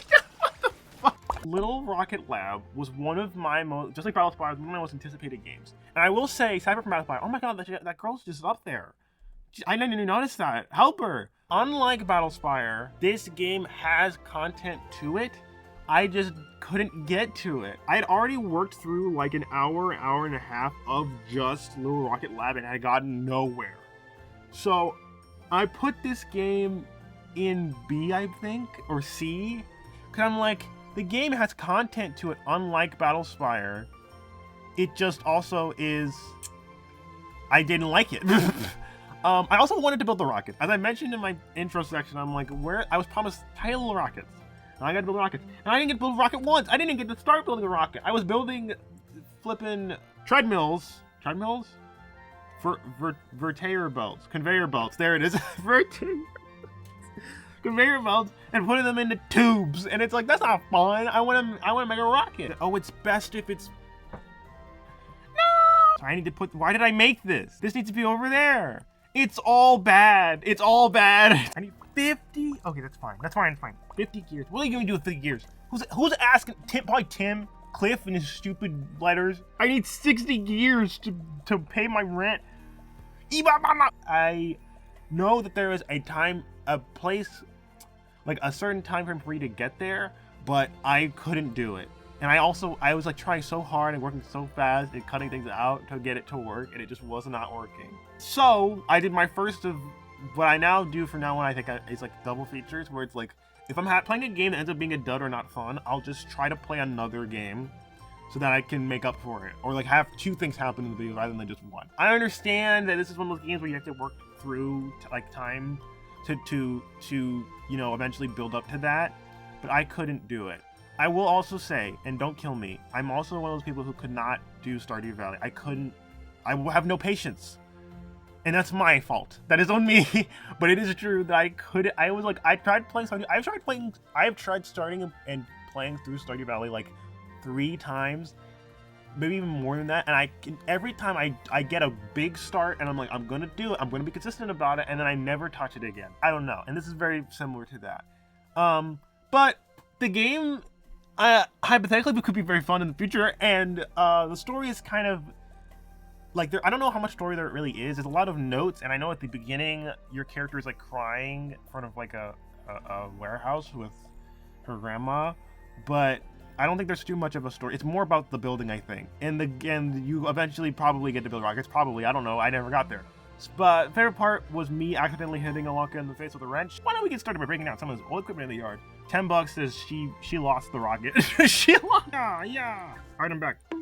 Oh, so my gosh. And you know, running throughout the night trying to get my iron bars to the library or whatever it was called, so I can get my upgrades. But then we move on to Mullet Mad Jack. This game is more my speed. It's just chaos. You just go. It's also got a very like unique and like punch you in the face art style. It's like this is what we are and we are sure of it. It's really, really, really good. It is very chaotic, and I almost worry too chaotic to the point that you kind of don't need to pay attention. So earlier, or maybe not in this video, but in the past I've mentioned, I like to play video games sometimes that you can turn your brain off to continue playing them. So like you can listen to a YouTube video and then play this video game at the same time, which is probably not healthy for my attention span, but it's like that. If you're trying to turn your brain off, that's what you can do. And in other games you need to pay attention to fully. Like Fallout New Vegas, sometimes I'm like, I need to pay attention to this game completely and utterly while I'm playing it entirely. This game is so far in the red of you don't need to pay attention that I'm kind of like, is it too easy? Because they mentioned they're like, you could put on a hard mode or put it or whatever list is like, you know, actually gonna be challenging to you. And I thought I put it at the challenging mode, so I lost a couple times. But like when you're doing well, you're not thinking. You're just going. It's just like it's almost happening to you. You're just like, I just need to hold forward and press all of the buttons on my controller, and I will hopefully survive. It's crazy. Also, like the Robo Billionaires, and they're flipping you off, and like all the icons and the Peace Corps, and she's drunk the whole time. It's like, it's so wild. His phone is linked to his bloodstream. This game is incredible. I think I need to put this higher just for the like severity of it, like the art style and everything. What they're going for. But yeah, gameplay-wise, the game's great. The story is pretty simple. You're trying to save a princess, like a pop princess or whatever her name is. I remember talking to the joke where I'm like, that could be anybody. I don't know who this is, but sure. The story is a vehicle for you to kill people. I do like that they didn't just make it just the rooms, that they actually added like boss fights. Let's see if I can see those. Those are if I'm gonna talk about favorite parts, I think those are my favorite parts. The favorite parts are the boss fights that you have, because like once again, they're not too easy, but they get out of that hectic mode where it feels like you're not paying attention at all, and you actually have to pay attention. Kind of like the boss fights in Ultra Kill. Okay, so what's this boss gonna be? I love that. Okay, so let's take a second. I'm fine. I'm not Mullet Mad Jack. There are no robo billionaires. Well, there might be. I just don't know about. Not yet. There are no robo billionaires that are trying to kill me.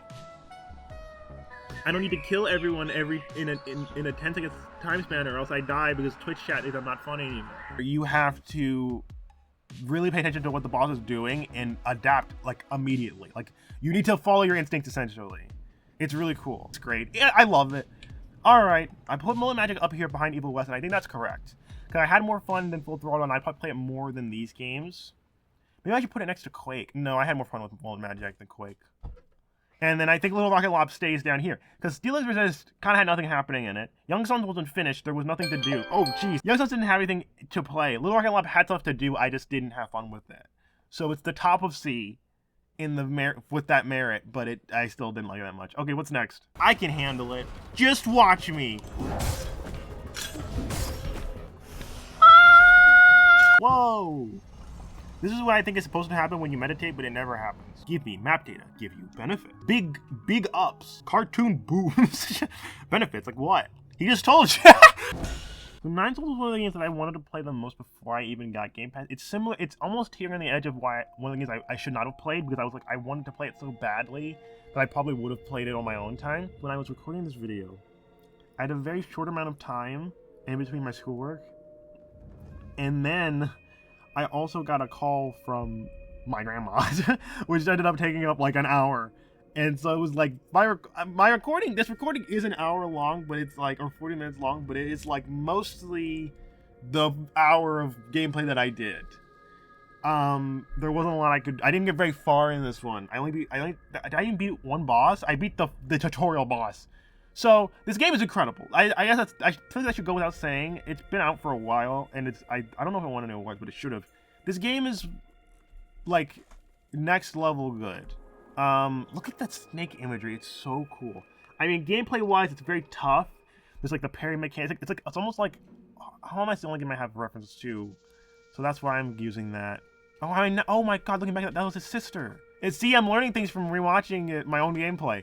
It's like Hollow Knight with a parry mechanic, kind of, is the way I would describe it as someone who's only really played Hollow Knight as like a difficult side-scroller game.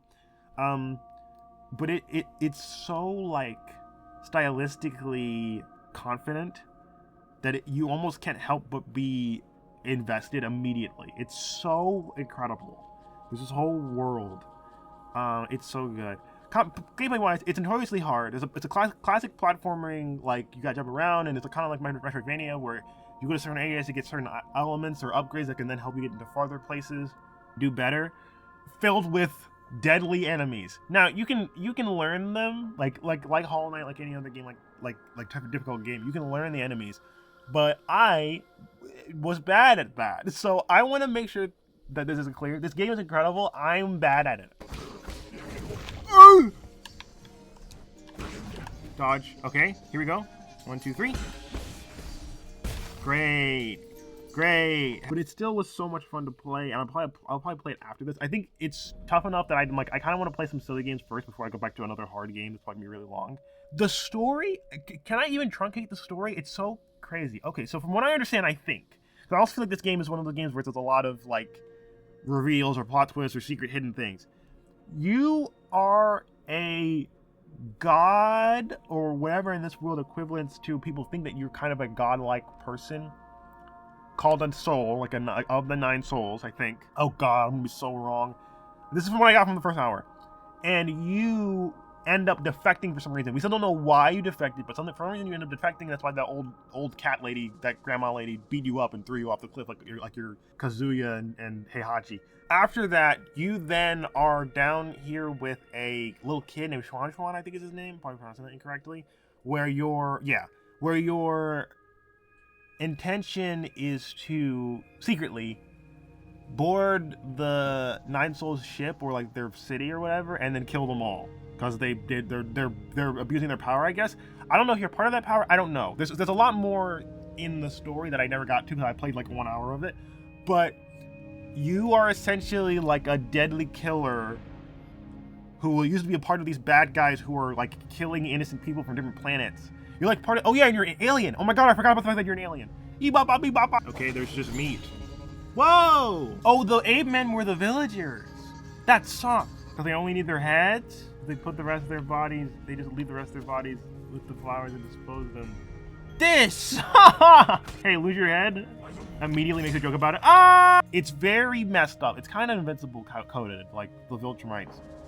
But your character that you're playing as has defected. I can't really say much more. You should play it. It's very, very good. And the story is very, I can tell the story is gonna be like next level. There's so much to it just in the first hour that it's like there's so much to this. Alright, Night Souls, it gotta be up high, not an S tier. I think maybe it would have been if I played it more, but for my experience playing it, I think it's gonna stay here at A. Above Culebra, will it be above Culebra? Yes, above Culebra, but behind these two. I think it's gonna stay there. I think that was a good choice by myself. Okay, next game. This one is awesome. Talking about Pacific Drive. I love this game. Hold on, where is it? Oh! Get in the car, get in the car, get in the car, get in the car. Why do they just don't worry about it. Don't question it. Dude, turn the car on! Maybe there's like an alien repelling gun in here. You can buy them at Walmart. I tell you what, come on down to Walmart. We got alien repelling guns, we got alien repelling spray, we got alien repelling traps, we got alien repelling money, shoes, coats, pastries. We got alien repelling repellent. We got alien repelling alien costumes. You seduce the aliens and then you repel them. A lot of people buy that one. Okay. We're to dodge past the floating alien. See you later, sucker. Loser! Okay, so Pacific Drive. So I do mention, just like in the video, that I have technically played this game before, and it was very good. I never finished it. I got about as far as I did in this video, which is kind of hilarious, considering I played it for like a day or 2 days, and got that far, and then I went to that same moment in the game in 1 2-hour sitting. So maybe I was just really dragging my feet. But this is like a driving survival horror game that came out a while ago. I remember when I first saw the trailer for this. I think it was at a PlayStation like reveal, those reveal videos. I immediately was hooked and wanted to play it. I just loved how like tactile everything was, like the fact that you have to actually take your car at a park and like turn your car on and everything, and you drive away from like these weird monsters and everything. Also, like the story elements are so enticing. It's kind of like X-Files, but if you were in a car. It's X-Files if Mulder was driving a car around and Dana was the car. That sounds bad. Don't do that. Okay, so I'm a person who doesn't really play driving games.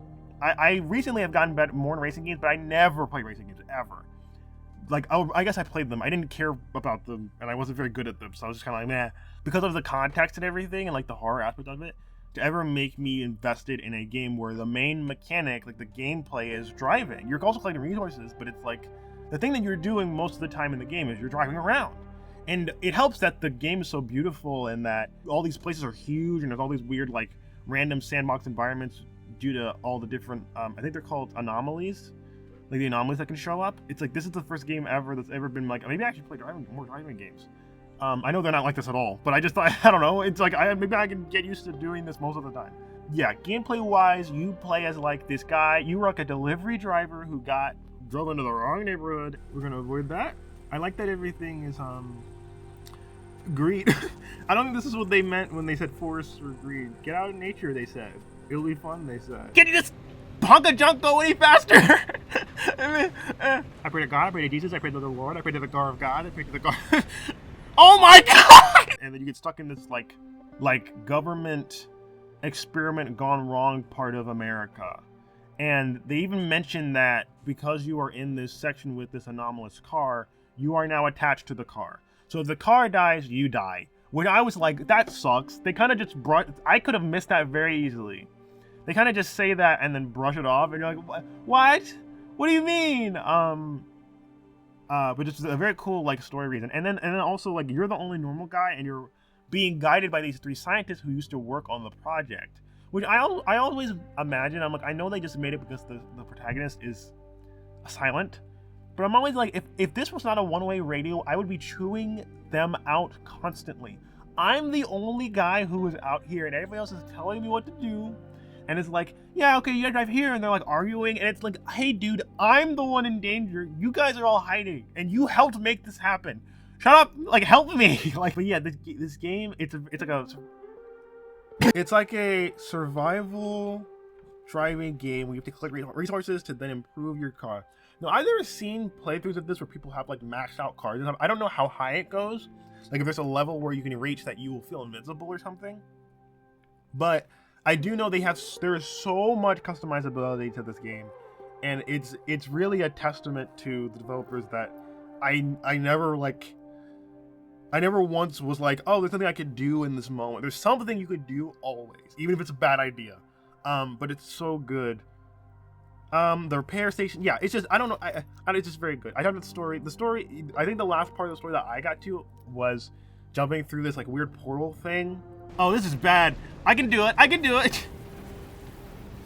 Go right, then go left, then take the boost. Multiple boosts.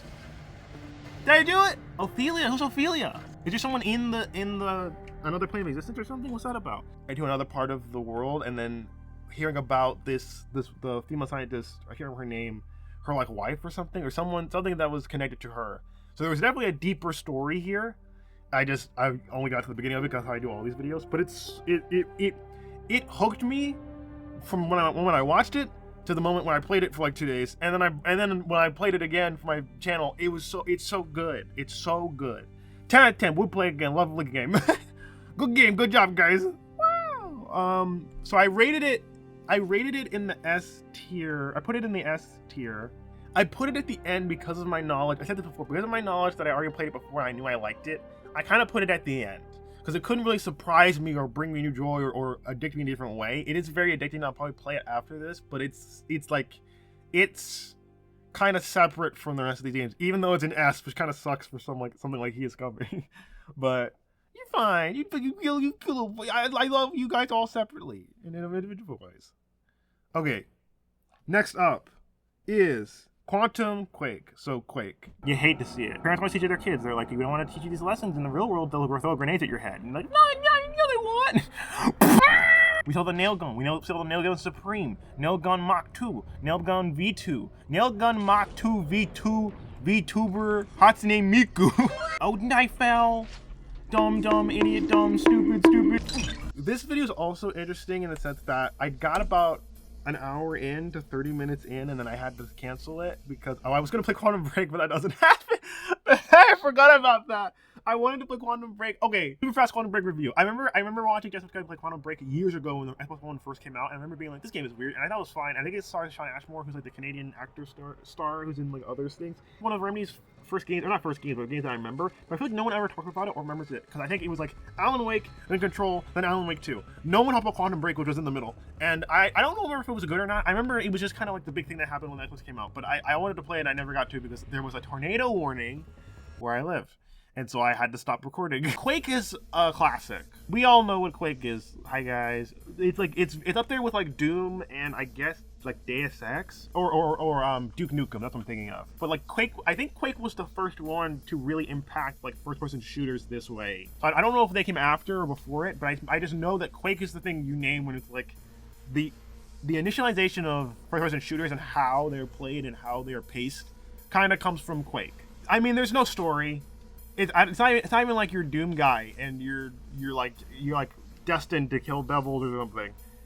I don't know if they ever mention what you're here for. I think you're just a soldier who's killing like weird monsters. Like I think they're devils, I think. But that's really it. It's gameplay. It's all gameplay, no story, which I love. I love that. Jesus, I keep just walking. This must be so. There's no like plot, so it's very funny. Imagine I'm just a guy, and all these guys are hanging out. I mean, using their obviously malfeasant, like, underwater castle for something, but I don't want to say it was an orgy, but it might have. I'm just saying it might have been. There's a lot of guys in here. It's like a maze. Everything's so fast-paced. I guess it is the Quake game. He's quaking! Ah! The gameplay is. It's Quake. I don't even know if I can describe. It's Quake play. It's Quake gameplay. It's like first-person, fast-paced shooter. You're very slidey, and you just kind of shoot and blow up and rocket jump your way through hordes of enemies until you come out the other end a winner, and it's incredible. It's great. It's very fast gameplay. It looks so bad. I'm sorry, guys.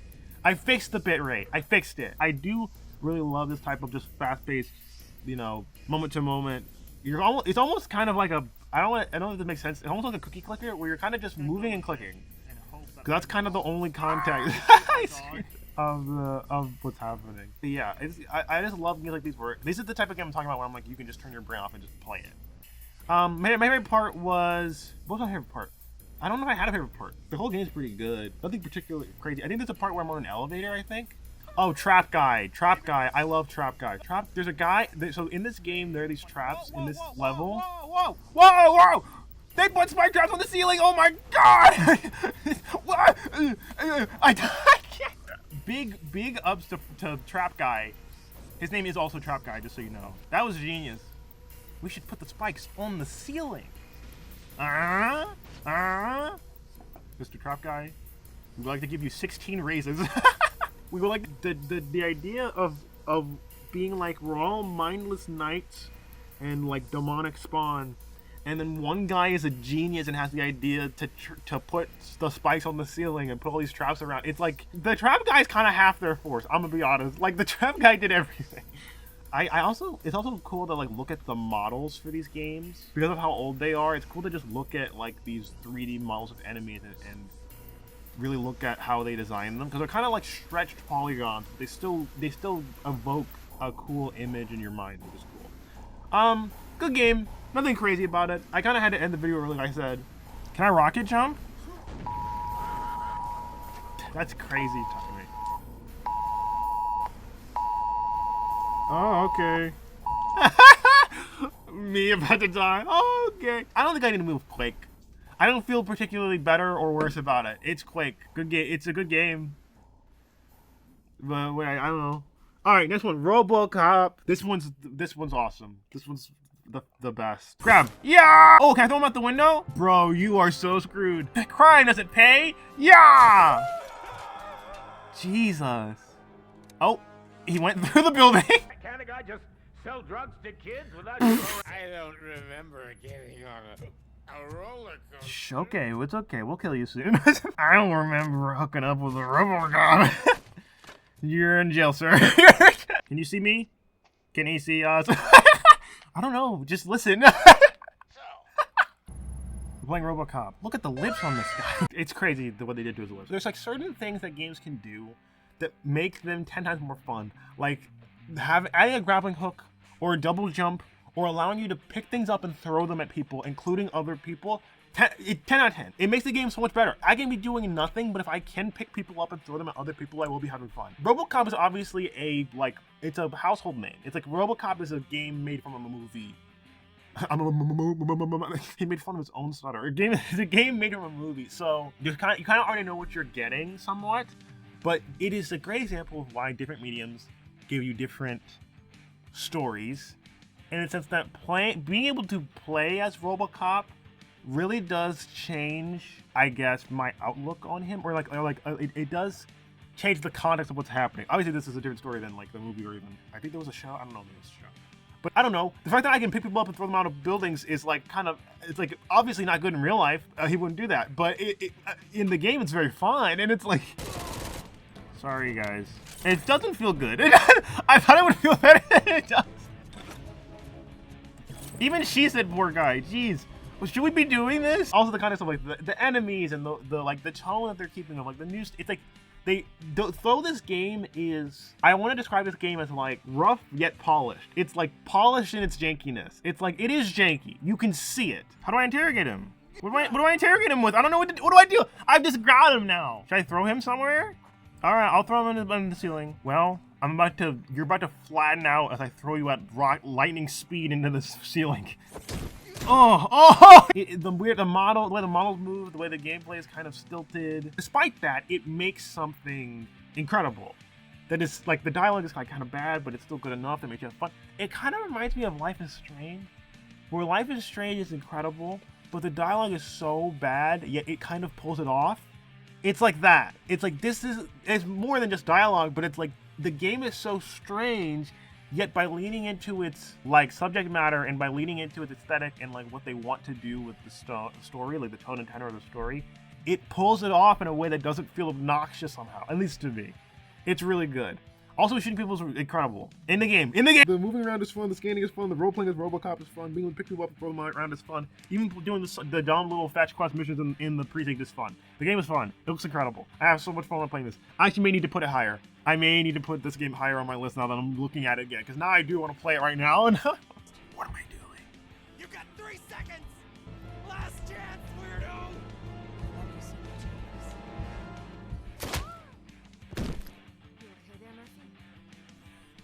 I was totally shook. I got tilted back there. You play as the RoboCop, and you're fighting against these like criminals called the I don't know what they're called, but they're kind of like Joker's minions from Gotham. Jesus Christ, Joker's minions, where it's like they're like we're crazy, but they're trying to reach out to a guy who just showed up in town with some criminal guy called the Money or called the New Guy. And he's essentially, like, very rich. That's really all I know. I played some more of it, and there's more to it than that. But from what oh, wait, no, I know more. There's the guy at the end. I did this whole thing. My companion gets shot. Wendell Antonowski. So I did this guy's from the movie or something? I don't know. But look at this. Through the jank, there was a masterpiece. This game is incredible. I think it's not... Is it better than I Am Your Beast? It is. I think it's better than I Am Your Beast. Uh-oh, he's flip-flopping. David, the biggest upset. Oh my god. But I have recency bias. I think I have a recency bias problem. But that RoboCop is incredible. So it goes in the S tier as well. All right, what's next? Gray hair. Why did I turn all my lights on? Bong, bong. Ah! This is an automated checkpoint inspection. Oh no. What happened? Well, the energy ran out. So I know what happened. No! Beep, beep, beep. Get out of the fucking way! Oh god. Oh my god, David! Oh, it's fine. This is maybe my favorite video I've ever done. Let me just explain this to you. You are a trucker in space. It's a truck simulator game, but you're in space. And it is so incredibly polished, it's incredible. Incredibly polished, it's incredible. It's the best. I could play this forever. It just fits that urge of like wanting to like the tactileness of the gameplay, but then also being like kind of being dumb or bad at the game of like you're learning how to be a trucker, but then also having like upkeep your ship and all the mechanics. It's a great mixture of fun but complicated that doesn't feel overwhelming. It's incredible. What do you mean? I'm right there. Not available. Help me, I need help! First impressions, I saw Star Trucker and I wanted to play it. I was a little worried about playing like truck simulator games because I thought those weren't fun, but when I saw that you could do one in space, I was like, I need to play this. Look at this! This game needs to be Game of the Year! You play as a space trucker who I think got like beat up, and then you show up, or you're like a new in town, and you then join this group or this cabal of like other space truckers in this solar system or whatever. Oh, someone's talking to me. What's a 1017? I'm new here. No, don't be green! Oxygen levels in a cab seem low. Uh-oh. I can probably make it there before that happens, right? Get out. While we're jumping, get out. Oxygen, okay, so the gravity's off too. Okay, so this is bad, right? That's bad. How do I fix this? Yeah, hold on, let me come back. Thanks, man. Hold on, I'm kind of in the middle of something. I got it, Barrow. I'll see you there, bud. Oh my god. And that's kind of it. It's really just an excuse for you to go do like deliveries. I don't know if there's a story here. There kind of was. So when I played it, there's this kind of a story in the sense that one of the people you meet who already, like one of the truckers that was already part of the group, has you help her with a delivery that seems like it's less than legal. And another trucker like mentions that, and it's like that's kind of a problem in their group, is like doing these deliveries that are kind of illegal. Now, I didn't get any farther than that, obviously, in the video. I don't know if there's more of a story there because it's a space trucker simulator, but the fact that they decided to do a truck simulator and then put it in space and all the complications that would entail, already is like, well, maybe there is a crazy story. I don't know. It very much reminds me of the Outer Worlds 2 as well, like the way it looks. I don't know, but it's so good. Gameplay-wise, it's your classic truck simulator, but you get all the fun of being in space. So when you're on your CB radio, you can talk to other spacers, and you have to like duck and dive between like these space like roads and other truckers, and if there's you run into any asteroids, you have to like fix your hull and everything, and you can lose your gravity, and you have to ration out your oxygen and get new batteries, pay attention to your thrusters and your ring cargo. It's so good. Relax! You can see I am fixing my. You can see me fixing my ship. I am putting myself in mortal danger. God, people. What? The gravity's fine. I need to get my power fixed. Shut up! I'm fixing it. I had so much fun every second of playing this game. I might see this now. The problem I have is now I'm like, should I just do a whole series of these games on my channel or something, or do a review video? I don't know. But at this point, I'm like, I might have to just keep playing these, because if I'm not gonna play them on my own, I need to put them on my channel or do something so it feels more productive. But I had so much fun constantly. This is probably one of my favorite videos I've ever done. I don't know what else to say. I love the game. Good game. Look at this. Look at this. There's a radio. Also, I was so worried. I was like, am I gonna get copyright strike to the radio? The radio's not copyright. The radio has no copyright. You can listen to the radio the whole time you're trucking, and there's no copyright. This game is incredible. All right, S tier. I think it stays. The debate's gonna be between Crysis and Star Trucker, but I think Crysis still wins out. Is Star Trucker better than Crysis? No, I like Crysis more. Do I? I think I do. I think I'll leave them there. Can I make some of them equal? But yeah, I think Star Trucker stays in the S tier. That game is so much fun. I want to play that. That's why these games are in the S tier. Because whenever I watch myself playing them, I'm like, I want to play them again. Okay, what's next? Hello? Elf. Hi, Elf. Oh my god, I'm sorry. That's Alpha Abuse. Alpha Abuse. Yes! Oh, that's supposed to look like that? Oh, it is. I'm on a road! Hello. Yes? That sucks. Can you give me one? You've probably seen their cheap city maps around. Give me the map! Why? Elder Scrolls Redguard. For playing Valspire, when I first saw this game, I was like, oh my god, another Elder Scrolls game. Great. More fantasy stuff. Especially with Valspire. Thinking Valspire was going to be great, I was like, oh great, there's 2 of them. And this one can be my R game. And then I played Valspire, and I forgot Redguard was on the list, and then I came back to it, and I was like, uh-oh, I have to play another Elder Scrolls game. Another DOS box Elder Scrolls game. It crashed like 20 times throughout this gameplay. It looks so fun, right? It has the potential of being so good. And look at this, like look, the animation's kind of silly and fun, like you can pirate stuff, that's so cool. But it is just not playable. Maybe it's my laptop, maybe I did something wrong, but I downloaded it from the Xbox Game Pass store and I played it. It's like it shouldn't be on Game Pass if it's not playable. I don't know. I still ended up making a video out of it by saving a million billion times. Really for like an hour and a half, I did nothing but look around for a wizard's tower and what to do on my quest until I finally found the cave. And then I was like, well then I can't end the video now. I just found the cave that I was supposed to go to. It was wild. I've discovered so much and done nothing. This video sucks. Do I need to get up at it from the bridge?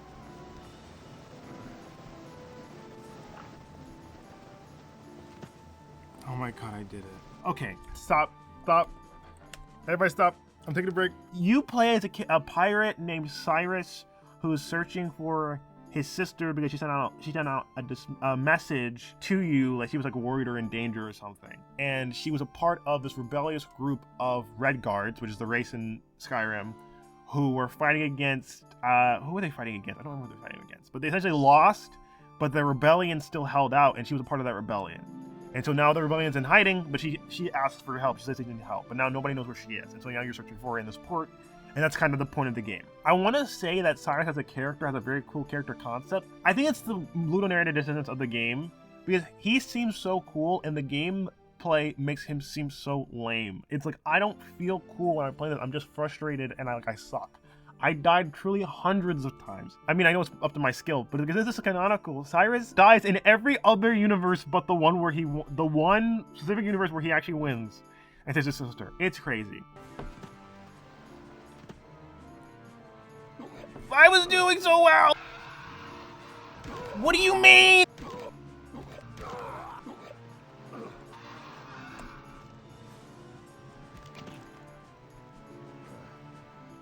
Why?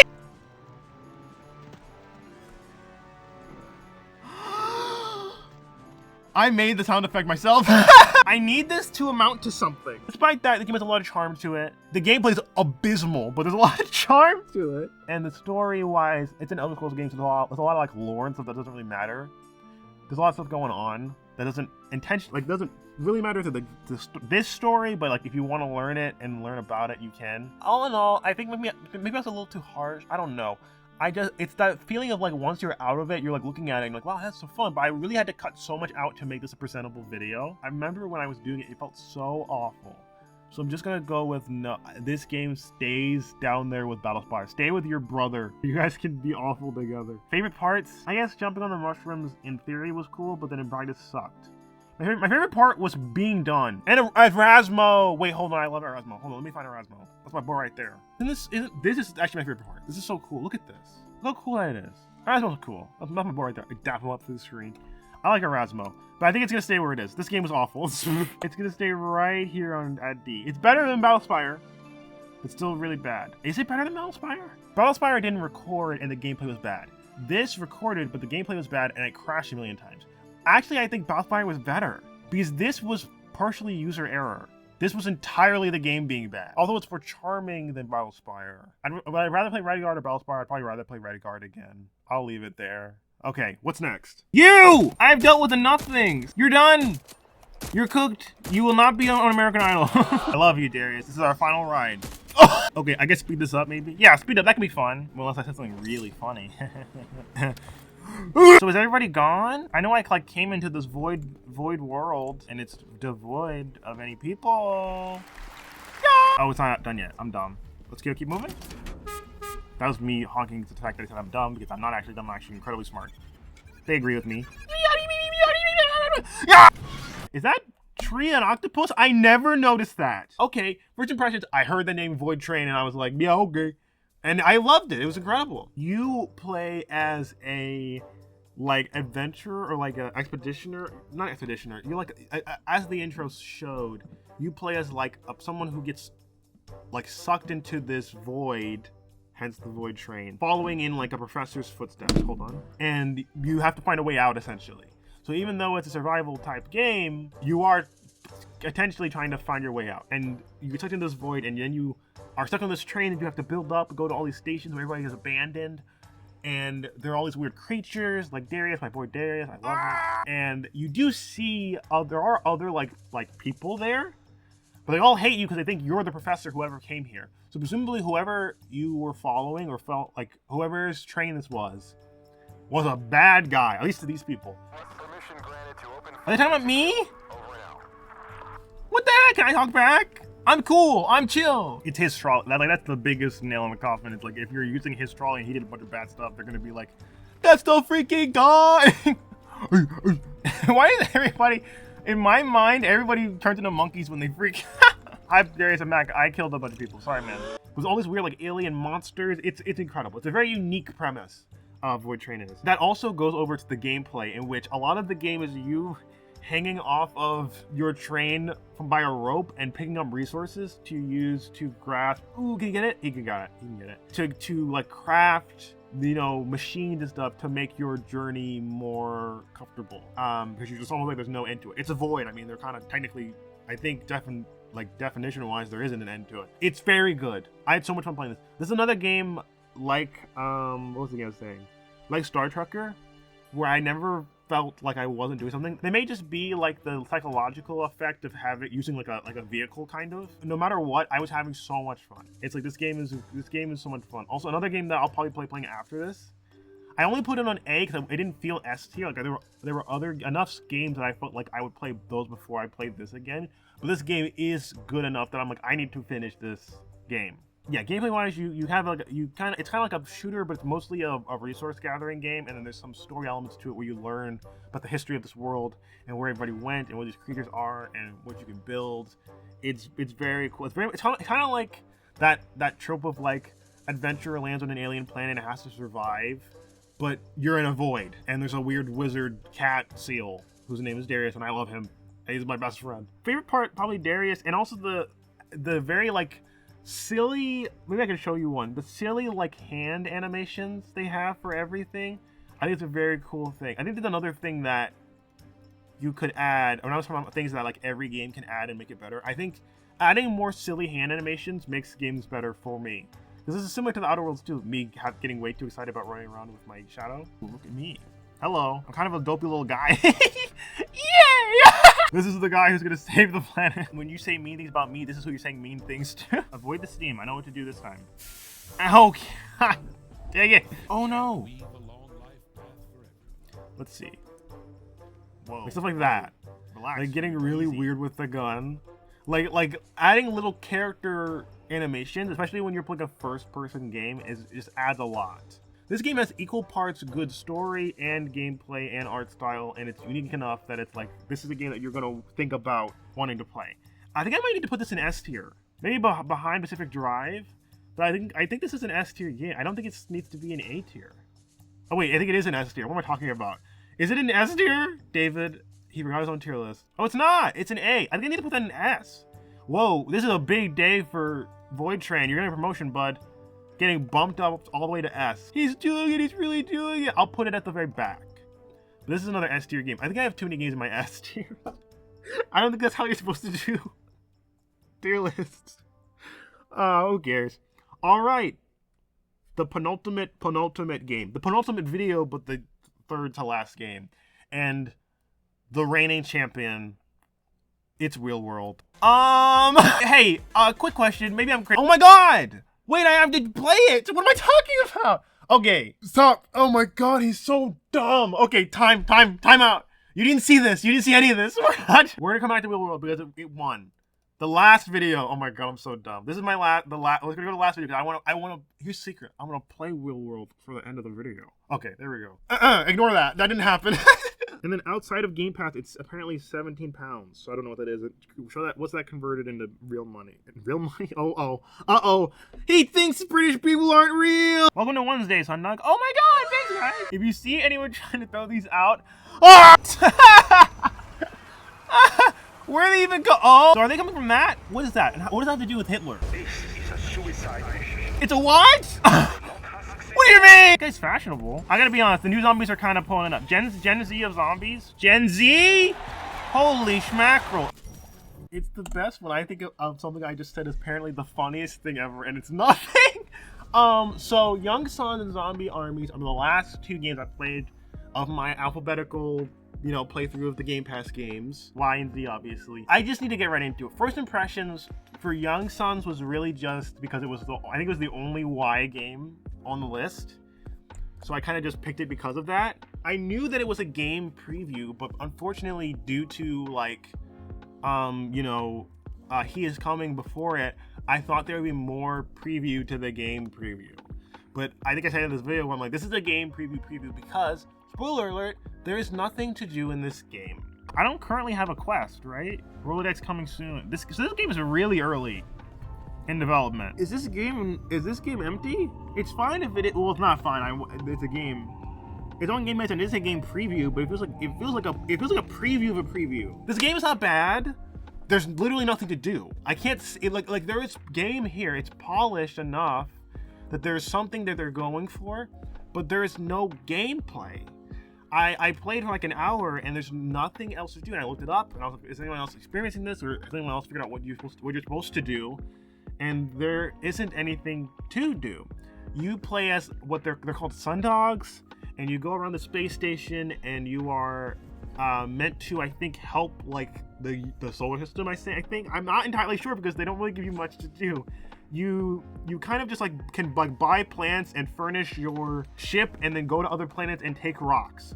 But there's nothing to do with those rocks or do quests. They even lead you towards a scientist supposed to help this guy Morton, and he won't give you a mission. He's talking about how he needs help, but he won't tell you what he needs help with. He won't help you. Or help him, I guess. Oh, you know what? Never mind. I got it. Let me help you. Does this game have nothing in it? What? Call me dumb if you want. I do kind of need a quest to know what's going on. I don't have any zips. To know if I'm supposed to be doing something, if I'm just running around. Because right now, they told me to come here to talk to people, and I've been talking to people, and no one wants to tell me to do anything. It sucks a little bit because it's like I want to give it a better rating, but there literally is no game to play. So I can't really even give it credit for that because there's nothing to do. There really is. You just talk to people, and then once you talk to them, there's nothing else to do. I went to this, and I went to this. I literally, in the middle of this video, I went to this part of the planet, and I started talking about Daredevil. And I just talked about Daredevil for like 10 minutes, and it's like the new Daredevil season and Ashton here. I'm gonna watch that probably, maybe today or tomorrow soon. Yeah, it's like, it's a great game. It's not. I just lied. There's no game. It's a great idea of a game. It's a game preview. There's a suggestion of a game here. It's like a LaCroix or something. But there isn't a game. So I put it low on the list. Zombie Army, it has a little more to it. It's very much just this is a game you play with the boys. It's a game where you kind of just, you shoot zombies and you work together, and that's it. It's really a game where you're talking about like it's a game where you're talking about like your favorite sandwiches. It's a game where you talk about nothing while you're playing this, because it's just kind of like mindless, like the zombies. Ah! I do think it's funny that I may be playing this entirely for myself, but it's supposed to be for 4 people. Ah! Clear platform 2 of zombies. These guys? Okay. Ooh. Oh, who's gonna stop him? Oh my god, can he do it again? Oh, I failed. No. There is a story to it, but it's so vague and generic that I don't even think it's worth mentioning. It's just a zombie shooter like Call of Duty Zombies. I got kind of bored, but I think I also found that was because I was playing it by myself. So I think if you're playing with other people, it wouldn't be as boring. I will say, I didn't know that it was made by the same people who made Sniper Elite. They're doing great for themselves. If they made 4 of these games, I didn't know there was 1. They made 4 Zombie Army games. They're making Sniper Elite. They're making Sniper Elite spin-offs. And there's a new one coming out this year. It's great. They're doing great. This was the Z. This was the end. The end of my Gamepass Gauntlet experience was a zombie shoot 'em up. And it was fun, honestly. I was kind of over it by the end, but it was like, it was very good. This is also, I think when I was mentioning that I was getting sick. It was like, I could feel myself getting sick, and then the jury duty visit just kind of sealed it. A very generic game, but good nonetheless. Good nonetheless. Fun. It's fun to just do stuff. Like as opposed to Young Sons, there is stuff to do, and zombie rats to talk to. Look at him. He's so cute. All right, I think it's time to rate him. Oh my god. This is the last game. Because Will World stay on the top. Spoiler alert. Young Sons is at the bottom of C because there isn't a game to play, which makes sense. And Zombie Army 4 is at B, but before Jade Empire. I'd probably rather play Zombie Army, but would I rather play Alien Chronicles or Zombie Army 4? Unless I'm playing with other people. So this is dependent. If I'm playing with other people, it's going to be here. If I'm not playing with other people, it's going to be here. So I'm going to put it there. And this is my finalized list. At the bottom, the losers. We have Elder Scrolls Battlespire and Elder Scrolls Redguard. Boo! And the C rank, we have Young Sons, 1,000 Steelers Resist, and Little Rocket Lab. Yeah, a little bit better. You get a minor cheer. You get like 1 clap, maybe. In the B ranking, we have Battlefield 3, a Fashion to Remember? I don't know. Brats and Rhythm Style, Zombie Army 4, Alien Chronicles, and Jade Empire. That one's better. Oh god, I've already said it screaming. How many S? In the A tier, we have Age of Mythology Retold, The Game Quake, Full Throttle Remastered, Mad Jack Mullet, Evil West, Kulebra, and the Lost Souls of Limbo, 9 Souls, and he is coming at the top. And then finally, in the S tier, the greatest of the great, the best games, the game that David will be thinking of for the rest of his life. We have Void Train, Pacific Drive, Genesis Noir, I Am Your Beast, RoboCop, Star Trekker, Crisis, and finally, the tip of the top, the best game on the planet. You can't tell me otherwise. It's Wheel World. Okay, do editing and screaming. I can't do that. I can't scream that loud also. People will call the police. But now I have to do my review. The winner, unequivocally, is Wheel World. And now I have to show you and tell you why. So hold on while I set up the game part. It's happening! I think you're doing it. Wheel World. Wheel World. Wheel World. Wheel World. Zawado. This game, okay, great, has got me obsessed. I only played for 6 hours, so it's a pretty short game. And guess what? I'm almost done. In the past, since I've played this for my channel, I have been doing everything I could. I'm almost at the end of the game because I got an achievement that was like, complete all the races in first place. And I was like, oh, so the last race I'm gonna do is the final race. So I wanted to show, before I do that, let's teleport to this portal potty. Before I do that, I wanted to show you guys some of the stuff going on. I learned that you can make different bikes. So there's like the body bike, the synthetic bike, the speed bike. There's a horse bike. I've never used the horse bike before. I gotta show you the body bike because it's so freaky. It's so freaky. Hold on. But yeah, I've been playing this game nonstop. I've completed all of the races, and I've been trying to 100% all of them. So that means beating Tom's time, getting the cat, getting first place. I've been trying to do all of that, and this is the body bike. It's awful. This is if Hannibal Lecter wanted to go to the park. This is crazy. This game is beautiful. My background is literally a screenshot of this game. Go ahead and put it on the screen. It's like I've become obsessed. I can't stop playing it. I can't stop thinking about playing it. It's so much fun. So what we're gonna do is we're gonna travel from here to the different sewers to go to the city so I can do the last mission. I'll do the last mission on camera with you guys. Like, I have completed most of these. I haven't completed all of them, but like all of these are checked off on this left side. I went back to Vermont, I've been other places. I haven't done these. These are the ones I'm missing. These are the only ones I'm missing. But most of them are done. But this game, like I'm obsessed with the whole of it. There's not a part of it that I don't love. Like, the gameplay is incredible. Uh-oh. So, hope I can show that I'm good at it. The music is incredible. I've been listening to these songs so many times over and over that it's ingrained in my brain. I'll just start thinking about them. I have like the soundtrack listed for me on YouTube and Spotify. I'm like, I need to listen to this. It's so good.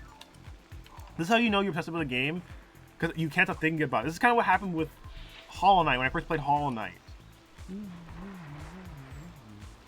And I don't know if this is just me getting too into it, but it's almost like you get to kind of role play as Cat with the music. It's so good. I even tried once using, I have a stepper, and I tried using that to like imitate, be like, okay, maybe I can use the stepper while I'm playing this and feel like I'm biking. Didn't work. Because here's the trick. I don't know how to ride a bike in real life. This is my biking experience in this game. And it's so fun. It really was a testament that I got to play this game. I had seen the trailer and I was listening to the music, but I never picked it up. I don't know why I didn't do that. Kind of similar to Pacific Drive and Void Train, where I had heard of it before, but I had been like intrigued by it, but I never... Games that intrigue you, but don't intrigue you enough that you know you're going to spend like money to buy them. So Gamepass gave me an actual chance to, you know, try them out. And it was so... It's so good. It's also just a great testament to like this... making these videos where it's like it was a time where I was doing work and school and YouTube and a bunch of other stuff that was on in my life, and I was like, well, I want to make YouTube videos, and I haven't made some in so long, but I don't want to... I can't make scripted videos. I want to make YouTube videos, but I don't want them to be bad. I don't want to make scripted videos that are just bad, so I'm like, I'll just do a bunch of David's Board videos and see if I can put them out in a timely manner that doesn't interfere with like my schoolwork or my job. And it worked. Somewhat. It did work. I found parts of it that worked, and I can improve my, you know, how I did recording. By doing this, even though it took me like 30 videos to do it, I now know how to make my videos look better. And I also know I can have confidence in myself that I can edit them quickly and everything. Is this the right way? No, it's not. Oh wait. Yes it is. I'm so dumb. David, look how pretty this is. I want to live here. I want to be there. I bought this new computer because I needed a new computer because my old computer was dying. And I was like, okay, I gotta make sure this purchase is worth it. And it really was. With Gamepass, because it came with Gamepass, as I mentioned in my first video. I'm going the wrong way. How do I get up there? I'm gonna have to teleport. Don't say anything, you didn't see that. But it's like, it's just so good. Like, Gamepass was worth it just to find this game alone. Alright. But yeah, it's just like, look at that! And in the photo mode, I'm obsessed. But I'm not going to finish it on camera. That's the plan. Anybody who watched my videos, thanks for watching. Maybe I'll do this again. I don't know if it'll be Gamepass or if it'll be something else. But I like the idea of there being like a month where I just play a video a day and then record it and put it out. And that's kind of my fears that like I didn't want to do that with series because I didn't want... If the game is so long, I didn't want it to be my channel was just that. So maybe I could do a thing where I make it into one big video, where I edit it all down. I don't know. I also want to do reviews, but I'm still in the point where I'm doing work and school where I don't think I have the time to do that. But I'm going to try. We'll see. No promises, but I'm talking to myself. I got to change this bike. I'll ride the body bike out. Excuse me. I just throw up. I'll ride the bike back out until I get to the second section, and then I'll swap it to the horse bike. I never used the horse bike. I just know I haven't. This game kind of reminds me of another game that I was obsessed with. I never got to put on the channel with Bomber's Cyberpunk. I wanted to do a video about the dream sequences, which I might still do. This kind of reminds me of that, just because you know you have a bike, because you can use a bike in that game too. But it's just like, I don't know. I don't think I ever played games like these. I don't know what they would be called. Sports games? I don't know what they're called, because they're not really sports like what you think of. But playing Bomber's Cyberpunk and then playing this, I am obsessed. I get posts for I 100% did Bomber's Cyberpunk as well. I don't know if I can talk about that. That game, maybe I should play it again for my channel. Also something too, like games like these that add music. I don't know what the I don't have all the horse stuff. David! Okay, I'll do the speeder one. You have a toilet attached? Or that's an anvil. A toilet? But it's like, I don't know what type of the genre will be called, but the adaptation of like music with this type of trick heavy gameplay. I never played Tony Hawk's. I don't know if that's what those games would be like, but build a bike with max arrow. Oh wait, I should build a bike with max everything to get those achievements.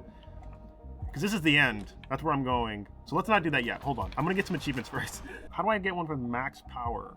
Let's try to do that. Hold on. I said I was just gonna do this just to do the end of the video, but now I'm doing stuff. Let's see. Max power. Oh, that's max, right? Yes! Build a bike with max power. Yo! Isn't power just like speed? Uh-oh. Let's see how fast I can go. If I don't hit something. I did not optimize this bike, so. I'm going pretty fast. David! Alright. Hold on while I get all these achievements. Hold on. Let's everybody relax. Just speed it up while I get these achievements. I wanna do. See, I'm addicted. I can't stop. I know when I've been playing this game, I need a good amount of handling and grip or mostly handling, because the turning is what gets me. It's the turns. It's how they get you. I don't think I can do it. No, I don't have the points. I don't have the stuff for max handling. All right, close enough.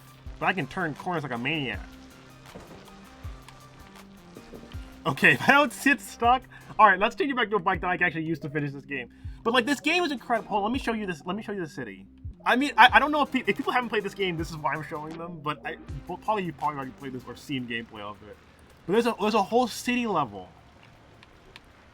There's like a highway and everything. It's incredible. Like, look at how pretty this is.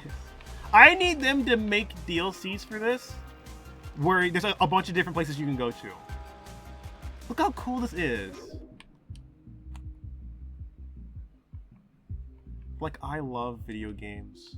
Like, oh, I should talk about the game. Gameplay wise, it's a BMX like biking game. It's a biking game where you're doing races to like get first place and everything. It's a racing game, but you're using a bike. But it's got that element of using the music and the art style. It creates a tone unlike anything I've ever seen, and obviously I'm in love with it. Oh geez. David. No! I got stuck! Oh, that's something I should mention. Despite this game being my 10 out of 10, my S tier, it is janky as all balls. There are so many glitches. The game is not, I would say, polished. I'd say it's still very good and like fun to play, but it's not. Uh-oh. I think they may need to patch it a bunch. Because there's so many glitches with like the starts of races, or like how you impact people, or like there's a lot of glitches. Sometimes you'll run into a car and then you'll just shoot into the sky. Despite that, it's still very fun and addicting, but I just want to point that out for anyone who's going to play it. The game has a lot of glitches. That's just the truth. Despite that, the like tight corners in the different areas and having to collect the KAT, and I cannot describe it. There is no feeling like listening to the music in this game and just biking around and winning a race. And just hitting like a flow state, like you hit Nirvana. It's incredible. I lost! Oh, I lost. I didn't even know that I lost. That's crazy. Okay. And then there's the story is about so your name is Kat, you're a biker. You and Scully are essentially bringing back or fixing this like misuse of souls by the Cyclorp company and other people who stole like the Scully's bike frame. So Scully's a legendary bike spirit. I should explain that first. And you are helping them essentially bring order back to the bike universe because people are misusing it. The souls of other bikers who have died. It's kind of a serious or stark concept considering how it's not really treated that way until like the end. So, like I had a race with Tom, who's like this undead skeleton like biker who was like the best of the best. He's like who you think of when you think of bikers. He got a big monument in Tremonto, and you end up having to like beat him and like convince him like, hey man, your old group of bikers are all dead. Like, don't work with these Cyclorp Corporation guys because they hate you, or they're just using the souls of your dead friends. It's really, like, kind of serious. Now we have defeated Cyclorp, we've gotten all the legendary frames back, and now we are going to the sewer spirits to fix this flow of spirits, like biker spirits, and get, Scully back where he needs to be. So now give me a second to make a bike. I usually do best with a single speed bike that has like a great mixture of all things, except for maybe grip. Because usually, ideally, I'm not hitting anything. That's pretty good, honestly. I need to bring power up and arrow down some. Yeah, let's do that. I've got like a robotic delivery bike. This should work. Maybe it won't. I kind of have a motorcycle at this point. Okay, not great with the turning. Maybe I need to have more grit. Okay, is that good? So my bikes generally look ugly. I'm trying to get a good basis of every ability. Oh, but I do like the thing of where I start with some boost. There we go. Let's try that. Okay, I think this is it. There's no rhyme or reason. I have never actually really picked out a singular. Oh, how did I end with the body frame? No way. Screw it. I want power. Let's do that. Ancient frame. Whoa. I got an old bike, but I never really have I've never created a bike loadout really. I just kind of picked wheel. Well, now I have to use that. I kind of just picked whatever I found. Not very fast. I want to be fast. Let's be real. Okay. Listen to this music. Just don't. I'm gonna stop talking.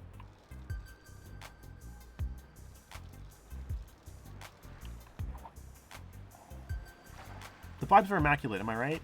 Alright. Thanks for watching my videos. If you watched any of them, if you watched this one, if you liked any of them, or thought they were ever good. I'm not dying. I'm about to end this Gamepass Gauntlet. The end of the Gamepass Gauntlet. This is the winner by a mile. Let's go, Will World. I had a lot of fun doing these videos. Whoa! Wait, I thought this was the end. Wait, what? I thought it was the end. What is this? I'm so cold, dude. I need a coat. The game. I got an achievement that was like get first place in all the races. We made it, despite all odds. Where is this? It's Christmas. Once again, I'm surprised. And there's new music. What's more parts? I don't have that many tickets. Ace frame, trick bars. It's Christmas! I didn't know this existed. I thought this was the end of the game. Hold on. How's my handling? See, my stats are so bad, but I always like to use the new items. This is incredible. I'm just playing the game to end the video, and it's still surprising me. Look at this.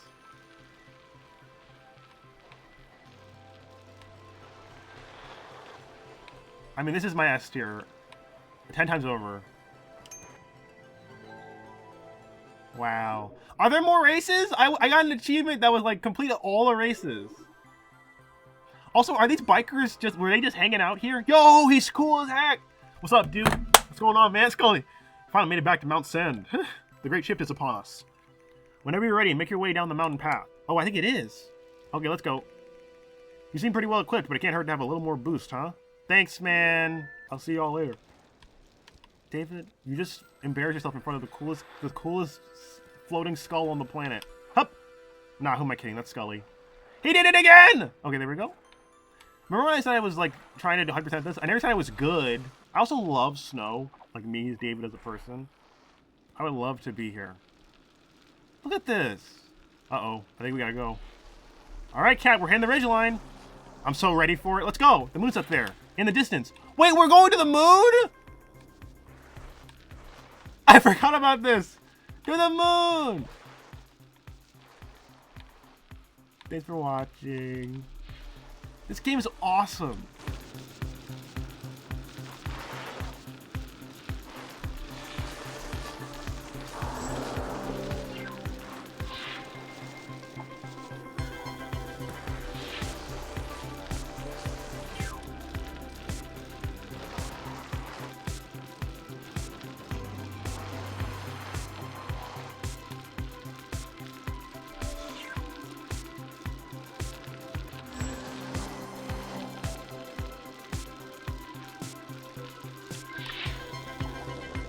This game is awesome. We're literally going to the moon. This ridge line goes way back to the ancient bikes. You're in the big leagues now, pal.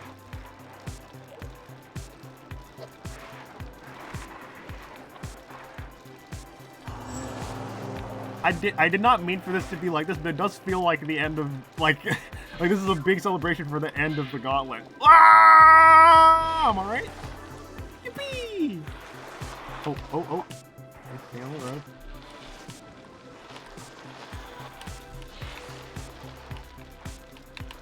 Oh. This is so fun. I also like to do the little hops on the edges when I know I'm out of bounds. I try to do the little hops.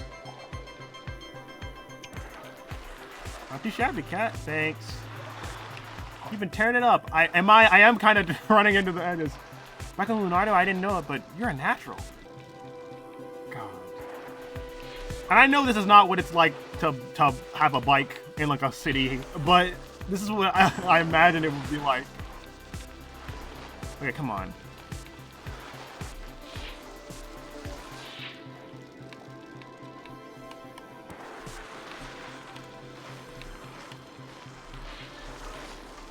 All right, this is it. Breathe, Cat. Get into gear.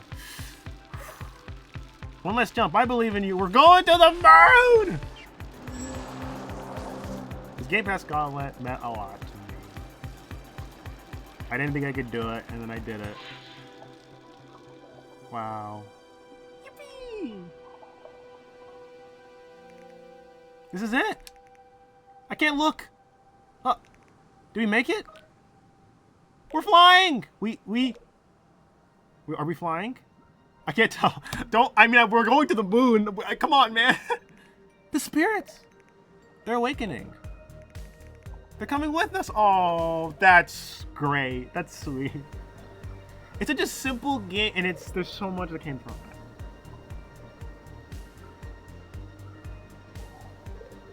No more use of Cyclorp. No more being stuck in the sewers. She's doing it. Time to go. So this is Tom I was talking about. He's the one who created all the records. You ready? Yep. Oh, you brought Provi. Oh, that's cute. All right, little bud. We got a ride to catch. Cat, you did it. You're a master cyclist.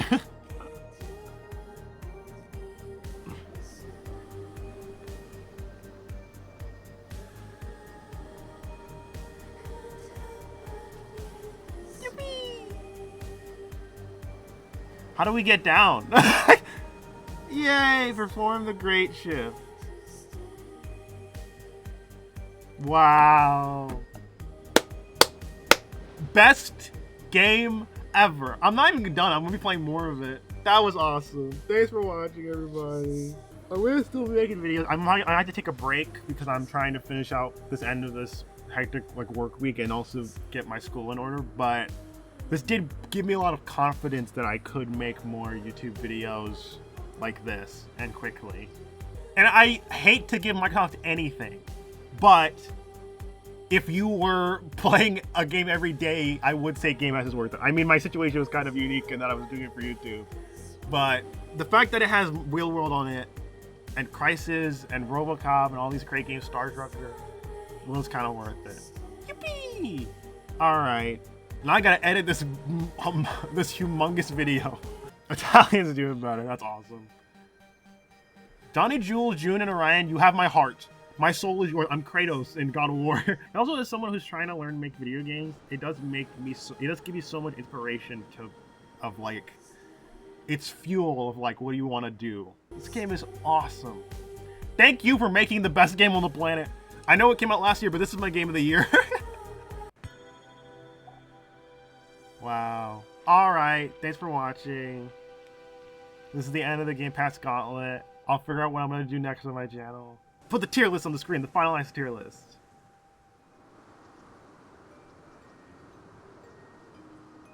I don't know what else I'm going to do, but I think I can do it. This got really sentimental.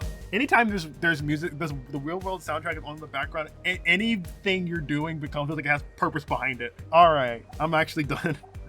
Yippee! He loves it! David, why did I even look at the objective? Grab. Yeah! Oh my god, oh my god. I don't think you're supposed to play Crisis like this. Thanks for watching. Say bye, Scully. Say bye, Cat. They said bye. You can't hear them because they're not real. He doesn't want to stop playing. He doesn't want to stop playing the game. I just want to keep playing the game. Okay, stop. Good, great. Good game.